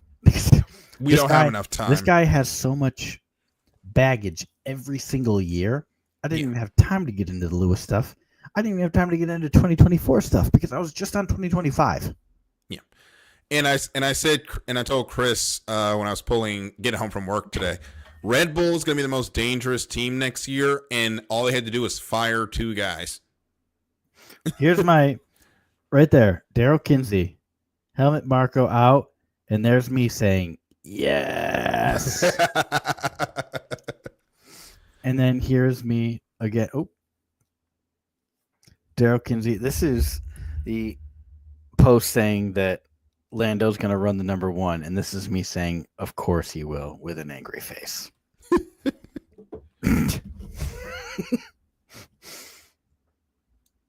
All right. So, without further ado, it's time to put a bow on the 2025 season. Well, so 2026, we're going to have 2 preseason testing dates. Barcelona, January 26th through the 30th. We're going to have a second preseason testing, Bahrain, February 13th through the 11th through the 13th. I know what you meant. Yeah. And then the season is going to officially begin with the first round of the 2026 season with the Australian GP, which is different. Usually we start in Bahrain, which I liked Bahrain. So I don't think there was a religious reason for moving the well, they moved it because it kept running into Ramadan. Okay, so it was religious reasons. Yeah, so they moved them down the order because they keep doing this where they move them up the order and then Ramadan happens. Yeah. So they have to move it back down the order, then they'll keep it for a couple of years, and then they'll go back to putting Bahrain at the front, and then remember Ramadan exists. I don't know why they keep forgetting this happens. Literally the biggest religious day for one religion, arguably the biggest religion in the world. And we just forget about their biggest holiday. Yeah. Like it only happens like every year. Yeah. So anyways, so we start with the Australian GP at Albert Park in Melbourne on March 6th through the 8th. Yep. So we got a good literally today's actually the December 8th, so we got 3 months off. Yep. Before Formula 1 starts back up. And it's going to be a season of a lot of confusion, or not a lot of confusion, but a lot of question marks that we are going to have a lot of fun talking about and answering as the season goes on. And now it is time for our 2025, a new thing to wrap up Extra Mile and get ready for the Apex to Asphalt era. Which, out of curiosity, Darryl, and this is something that would probably be better suited for off-air, but would you rather say ATA or A2A? Just when we're texting. Probably A2A. I thought that, but then you have to, when you're texting, you have to hit another button to bring up your numbers and hit the 2. at least on Android. I don't know what you got. I have an Android too, so we'll figure it. We'll probably be going interchangeably at some point because I will forget. But my wife's union is ATA. I'm not going to say what the union is, but for privacy reasons. Yeah. But her union is ATA. So it's a little weird for me. But A2A with the number 2 is kind of a pisser on the keyboard. It's easier on the actual keyboard than it is on the phone keyboard. I will say that. Yeah. So it's time to get into our 2025 superlatives, where we give out our awards for the best and worst of the year. And we will start with driver of the year, and we will alternate these. So Chris, start us off. All right. I would just like to say that I'm glad that I pre-wrote my answer out. So, at the risk of sounding like a homer, my vote is Max Verstappen. From finishing 22 seconds off the pace in Spain to dominating the second half of the season, the only real blight of his year came from his contact with George Russell, and I will admit that is indefensible. But Max came back with a fury never seen before in Formula One. In just 8 races, he closed a 104-point deficit to a 2-point deficit. He won the most races in a season where he started the season off in a car that was slower than 2 McLarens, 2 Mercedes, and 2 Ferraris. Maybe one. Mm-hmm. Maybe one Ferrari there. Red Bull made changes that they needed to make, a.k.a. firing Christian Horner, albeit too late. But Max flourished when he was given a car that was set up based off his feedback and not sim data. Mm-hmm. This season completely, and I mean completely, obliterated the theory that this car and that Red Bull cars in general were built for Max. Because as soon as Horner was gone and Mechie started setting up the cars based off of driver feedback, Max became unstoppable.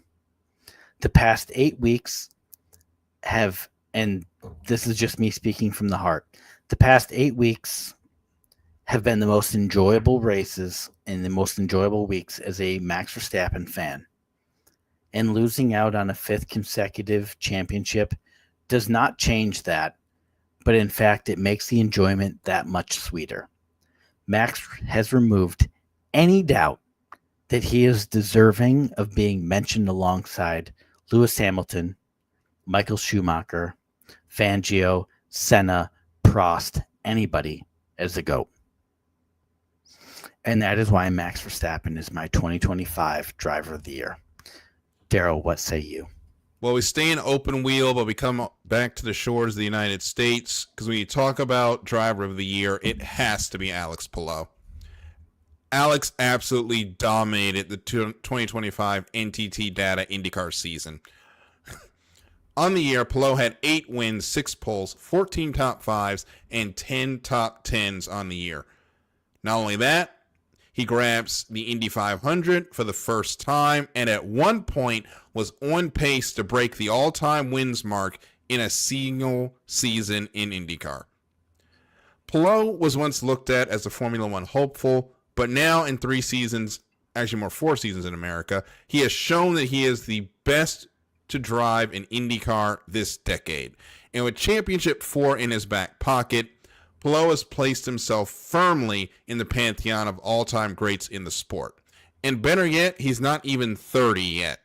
So there's plenty of time for Alex to take the GOAT title of Indy for himself. I agree with that wholeheartedly, Darryl. I think Palou is absolutely one of the all-time greats for IndyCar, and he did have a great season this year. And I'm actually going to get to that later in one of the questions. But anyway, so question 2, Darryl, and just as alternating, What was your favorite moment of the 2025 racing season? Well, mine, of course, it's my turn to be the homer. Bubba Wallace ending the losing skid in dominating fashion at the Brickyard 400, getting his first crown jewel win, and everything that came with it, the fuel mileage, the restarts. And if you're a Bubba Wallace fan, you've known the heartbreaks. We've lost races. Any type of way you can lose them, we've lost them. But for that day, for it all to come together, and Bubba takes the win at the Brickyard, was a great palate cleanser for a season that was on the brink at that point.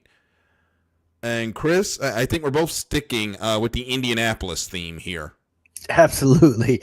So my favorite moment from the 2025 racing season, and I've said this to you before, Darryl, and I'm going to say this after who I say is, or after what was my favorite moment from this season.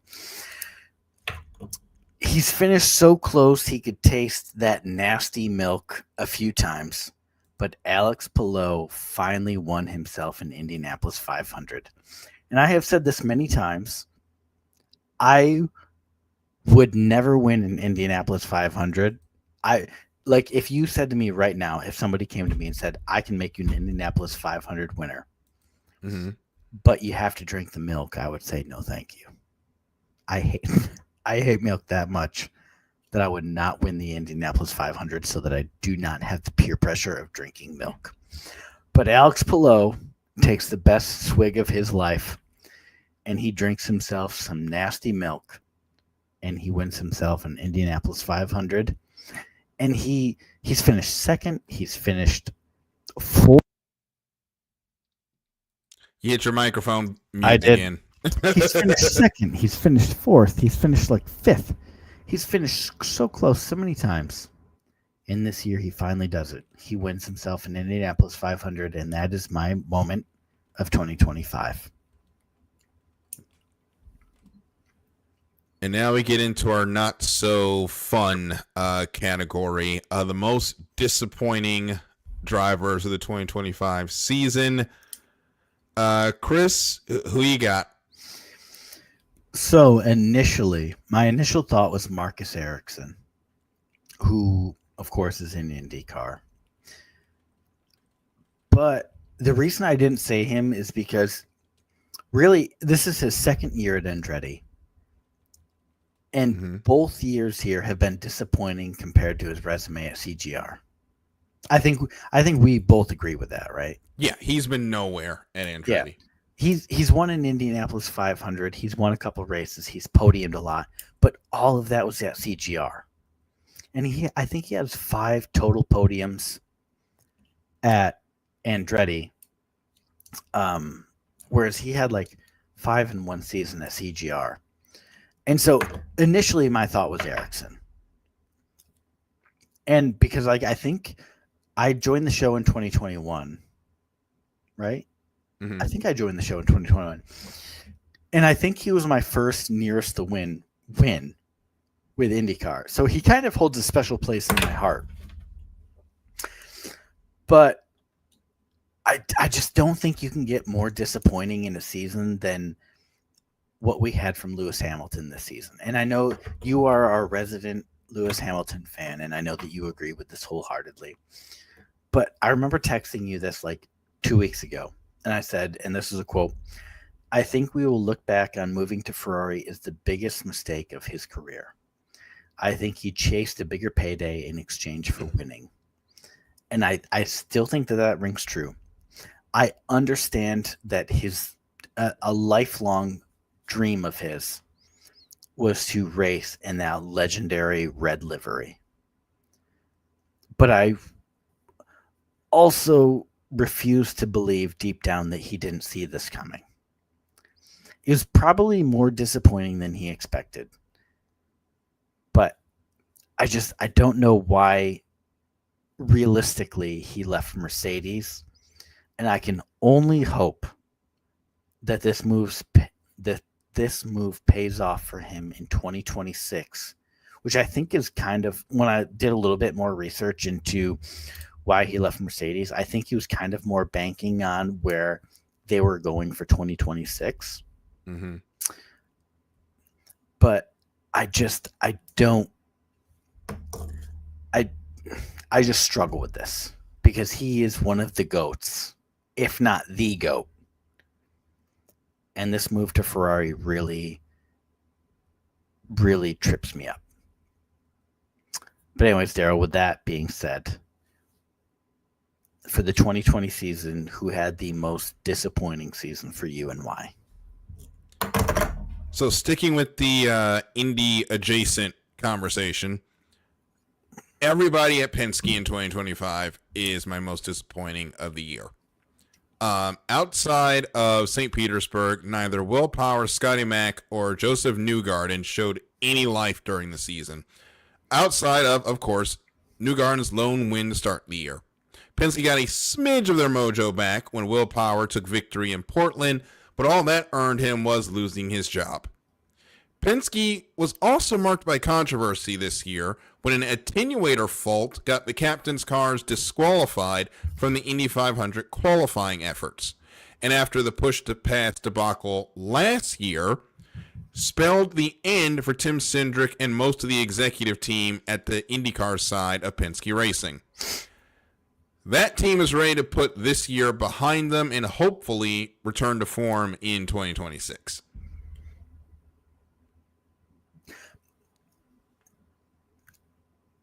To be honest with you, I completely, until I had read your answer, I'd completely forgot about the push to pass debacle. Yeah. And also Tim Cindric being let go. So much happened for that team this year. Like I thought when I was doing my research for the questions that I ultimately wrote, which is kind of funny, that didn't even occur to me. Mm-hmm. But you are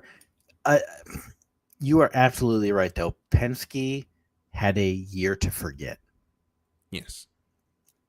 And I completely had forgotten about Tim Cindric being let go, the push-to-pass deal, the disqualification from qualifying.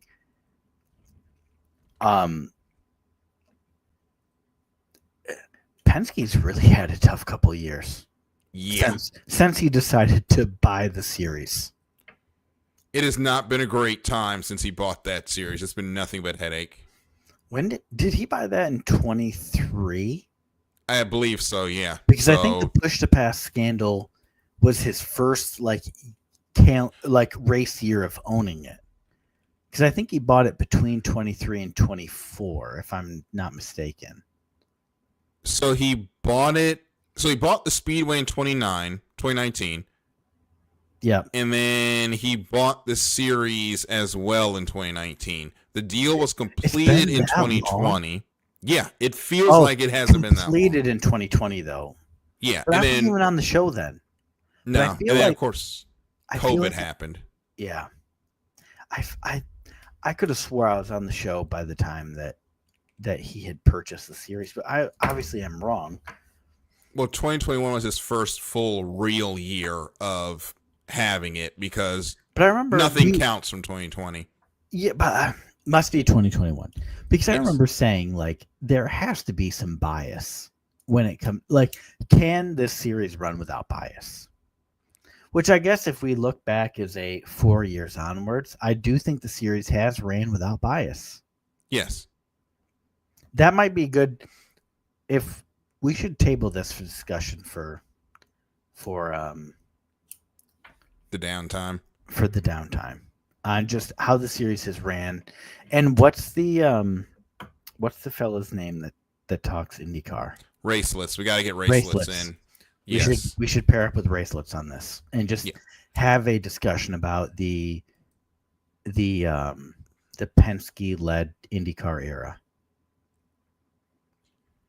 There's some positives, but there's also a lot of negatives, unfortunately. I'm going to put that in the group text right now. Okay. So while we're waiting on that, we have our races of the season. And I will say that mine is a bit of low-hanging fruit because I was there. But the 2025 Rolex 24, it was my first time being at the racetrack for a 24-hour race, and it lived up to the hype. Watching BMW and Corvette start their blood feud live was incredible. The Porsches battling in the final hour for the win. Rexy getting into some contact late and losing his teeth. The Canadians winning their first, winning Corvette's first win of the year in the in GTD Pro. Watching Connor Zilich and company almost win GTD. It was the Canadians in GTD AM. Zilich and company almost won in GTD Pro, but they had some issues late. It was a great race from start to finish, and I can't wait to go back. I like that answer, Darryl. That was a good answer, especially since you had virtually none of that pre-written. No. That race has stuck with me since January, so it had to be my race of the year. But, I respect that because you were there, though, Darryl. Yeah. So, like, of course, no matter what happened, I would argue that a race of the year should be whatever race you attended, especially if it's one.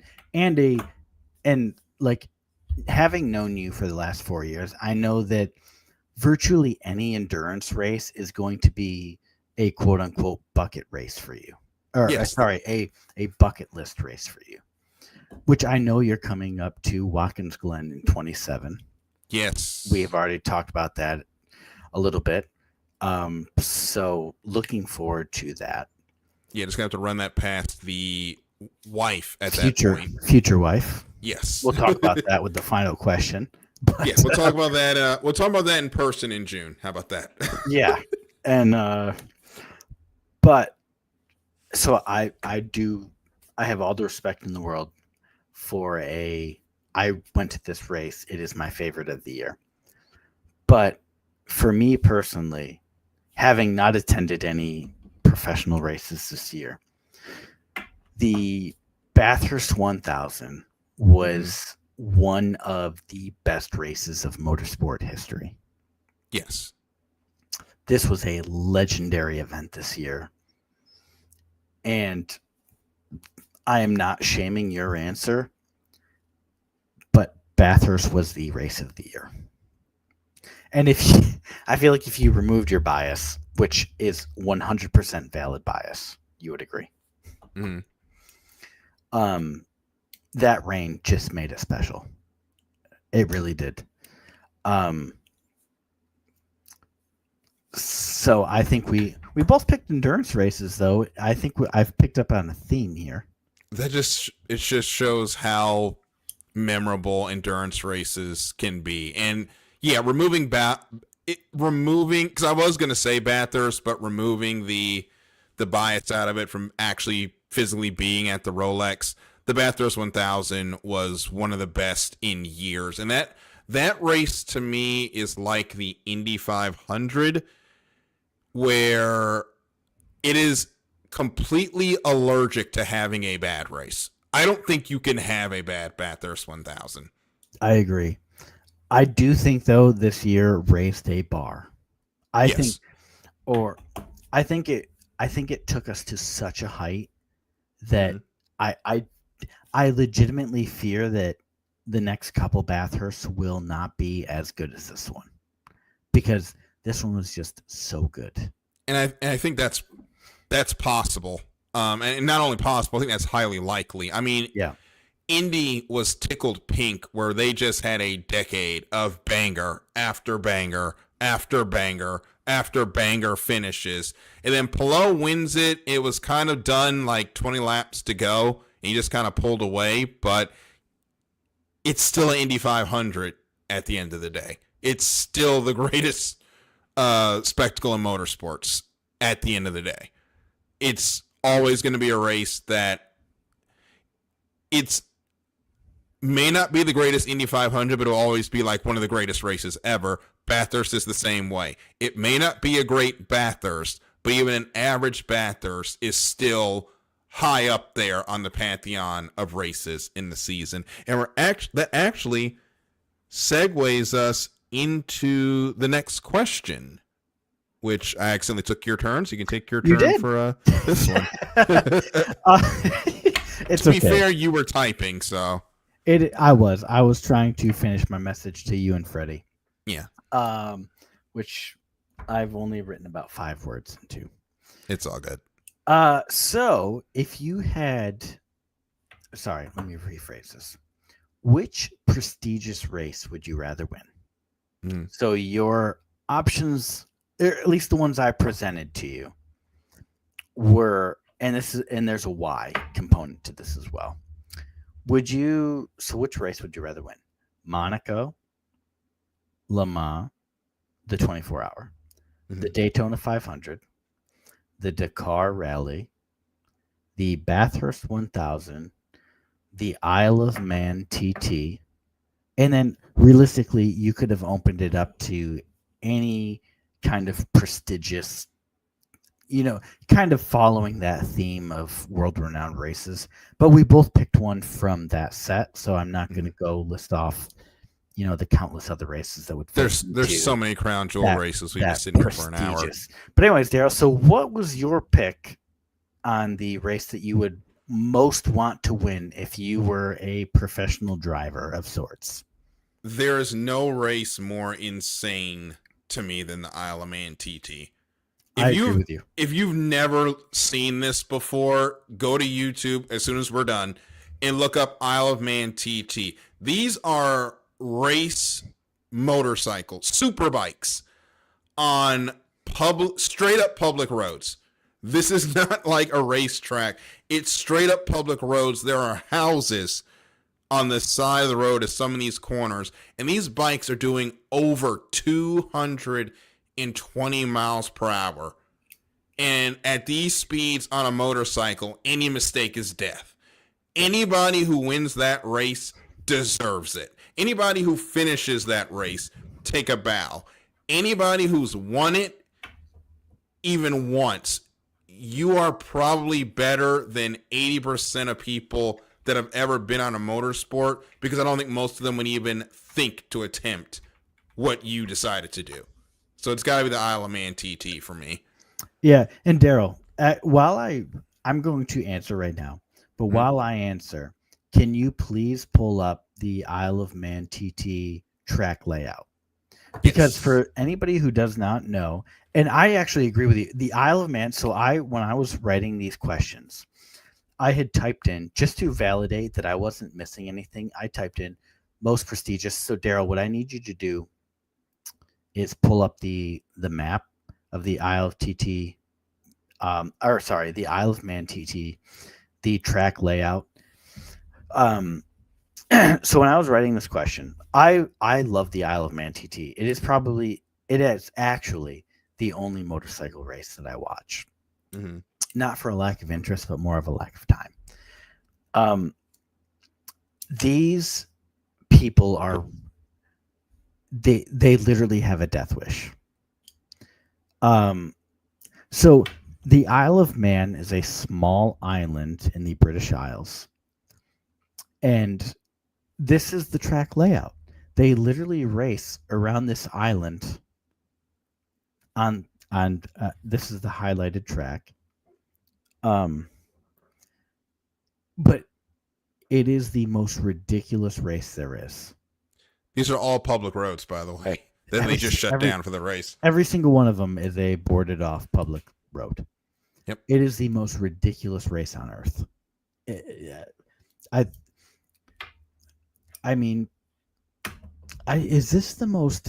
Does this race have the most fatalities of any race? I think it's between that and the one you're about to talk about, but I think so too. The Isle of Man is one of the few races that is still, like, in the year 2025, killing folks. Yeah. There was a couple of years ago when we were doing the show where the Isle of Man TT, I think it had 3 deaths in a week during the race. Yeah. It was like 3 or 4 deaths during it. And so kind of like my answer, right? Because when you win this race, was Isle of Man TT, probably even realistically Isle of Man, probably even more so than what I'm about to say. but you do not get fame. You do not get fortune. All you get is the bragging rights in your sport. Isle of Man, sure, people hear about it, but you don't really win a lot of money. You don't get international fame. You can't go to a restaurant and people are asking for your autograph. Mm-hmm. You just get to say to the people that know what you did, I won. And I think kind of building off of that, if I could win any race in the world, it would be the Dakar Rally. And again, it's following the same thing that Darryl said and kind of built off of, or at least I said for him. You don't get fame, you don't get fortune, but winning Dakar has to be the most difficult race on this planet to win. And it makes a 24-hour endurance race looks like a local track heat race. Well, the Dakar Rally, it's crazy because they're just driving in the middle of the desert. For days. Yeah. For literal days, they're driving through the race. And realistically, actually, you know what? I saw on TikTok the other day some video of the Iditarod. And like that's not a motorsport. And we are a motorsports podcast. But my God, I remember being in fourth grade. And we wrote to my class, at least. I don't know if this is like a thing that a lot of people did, but my class, we wrote to a racer in the Iditarod. Mm-hmm. And ever since then, I've kind of had like a low-key fascination with the Iditarod. I don't know did you guys do anything with it? No. I went to private schools, so we unfortunately did not have the fun with the Iditarods and stuff like that. But man, the Iditarod, if I could win any race in ever, it would probably be the Iditarod. But if it had to be motorized, it would be the Dakar Rally. Yes. But I saw some cool footage out of the Iditarod that kind of like re-sparked some interest in it lately. That is an even more insane race, the Iditarod, because it's really up to the dogs to get that done. Yeah, that's like the ultimate. That's the ultimate endurance race. So now we head into what was the most surprising thing, or what about the 2025 season was the most surprising for you? Oh, something happened with my pre-written answer here. Oh no. Well, while you trying to? Oh, I know what it was anyway. The most surprising thing of the 2025 season for me was Lando Norris winning the Formula One World Championship. Yes. And I'm going to take a moment and eat crow here, Darryl. Mm-hmm. It was 2 seasons ago, maybe 3, where I said Lando Norris would not win a Formula One race, period. Mm-hmm. And I was wrong. And then I raised the bar and I said, Lando Norris will never win a world championship. And I'm eating crow. And I'm saying that Lando Norris not only won a race, he has won 11. And I was wrong about him being a world champion. So the most surprising moment for me was Lando Norris becoming the world champion of Formula One. We all have to admit when we're wrong sometimes, even begrudgingly, because I don't think we saw this coming. No. So with that said, Darryl, what was the most surprising moment of the 2025 season for you? For me, it was the Dr. Jekyll and Mr. Hyde type of year Ferrari had, where the WEC program was just so strong. And I think every other week we were coming on here talking about the latest screw up for the Formula One team. And there was a strange comment that was made by, and I didn't even know this person existed, the CEO of Ferrari calling out his drivers when it's like, dude, nobody knows who you are. and you're talking about the race team. Like nobody's checking. I didn't even know you existed. I just thought Ferrari F1 ran all of Ferrari. I didn't know there was an actual CEO of Ferrari. So Yeah.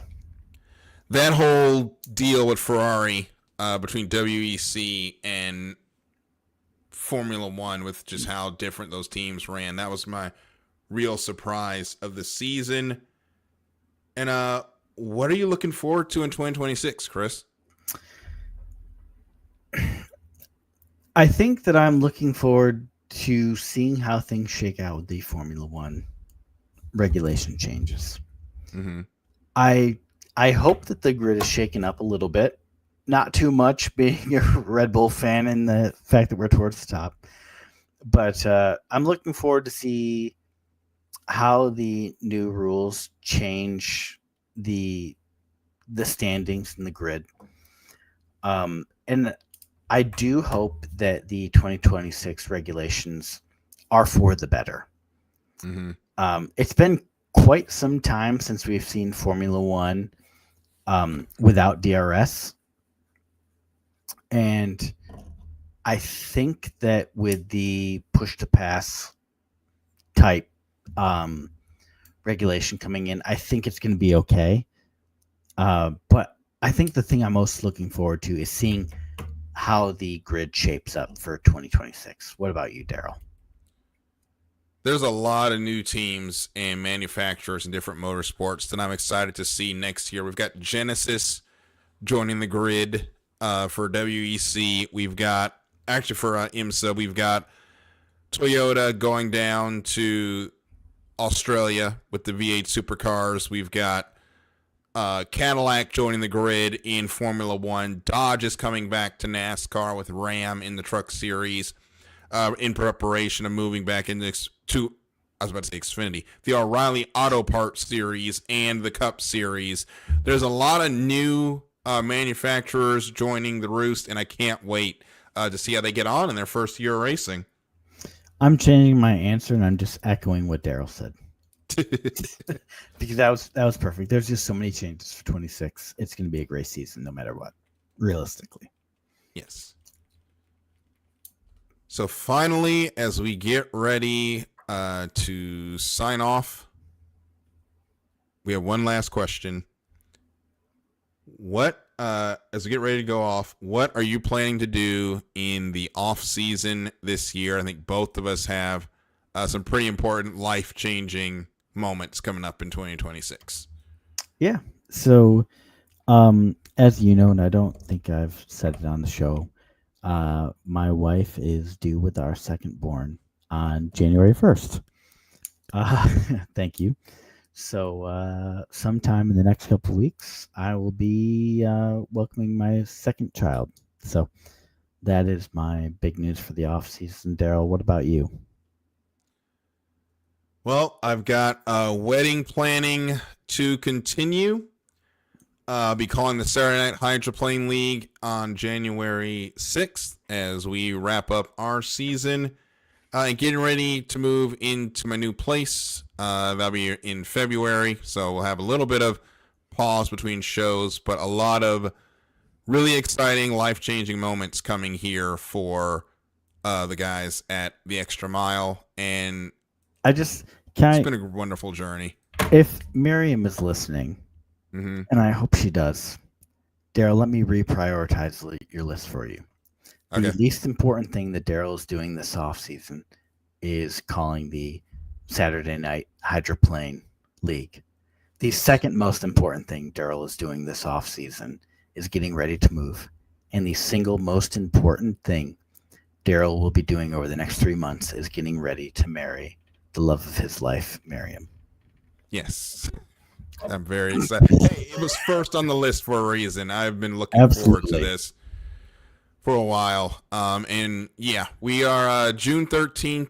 You're not going to see much of what will then be Apex to Asphalt in June because I'll be getting married and then I will be in Jamaica. So absolutely, you're gonna count on me to co-host or to host. Yeah, and we may have a another co-host at that point as well. So stay Hopefully. tuned. We're still working on that. But yeah, I'm so happy that wedding is coming up, and now let's close out the show. This era of the show is coming to an end, and Chris has left a beautiful quote for us to close this chapter on. Icarus laughed as he fell, for he knew that falling meant he had soared. And we have truly soared here on the Extra Mile with Chris, with Larry, with IE Sports Radio in general, and all of you and with that Michael listened and watched. and Caitlin and Yeah. Michael, Caitlin, Lita, who I got to see at the Rolex 24, and everybody, Matt White, both of the Matts, Matt White, Matt Owens, my aunt who gave me the idea for the name. some I great could go guests on along and the on. way. Yeah. Mario Andretti, Zach Brown. Who else? We had John Force, we had Raja Caruth, Amber Balson, Stingray Chris Robb, Hacker. Chris Hacker, all of our great. We had a hydroplanes guy on last season. Yes, Eddie Canfush was on with us as well, who won a championship and has finished second this year in the 2.5 liter category. We've had a lot of great moments, and we've got a lot of good stuff planned for next season. So we will see you January 19th for the first episode of Apex to Asphalt as we get ready for the 2026 racing season, including the Rolex 24. But we want to thank you all for taking the extra mile with us. And we will see you in 2026 at the next green flag at the start of a new era. Good night, everybody.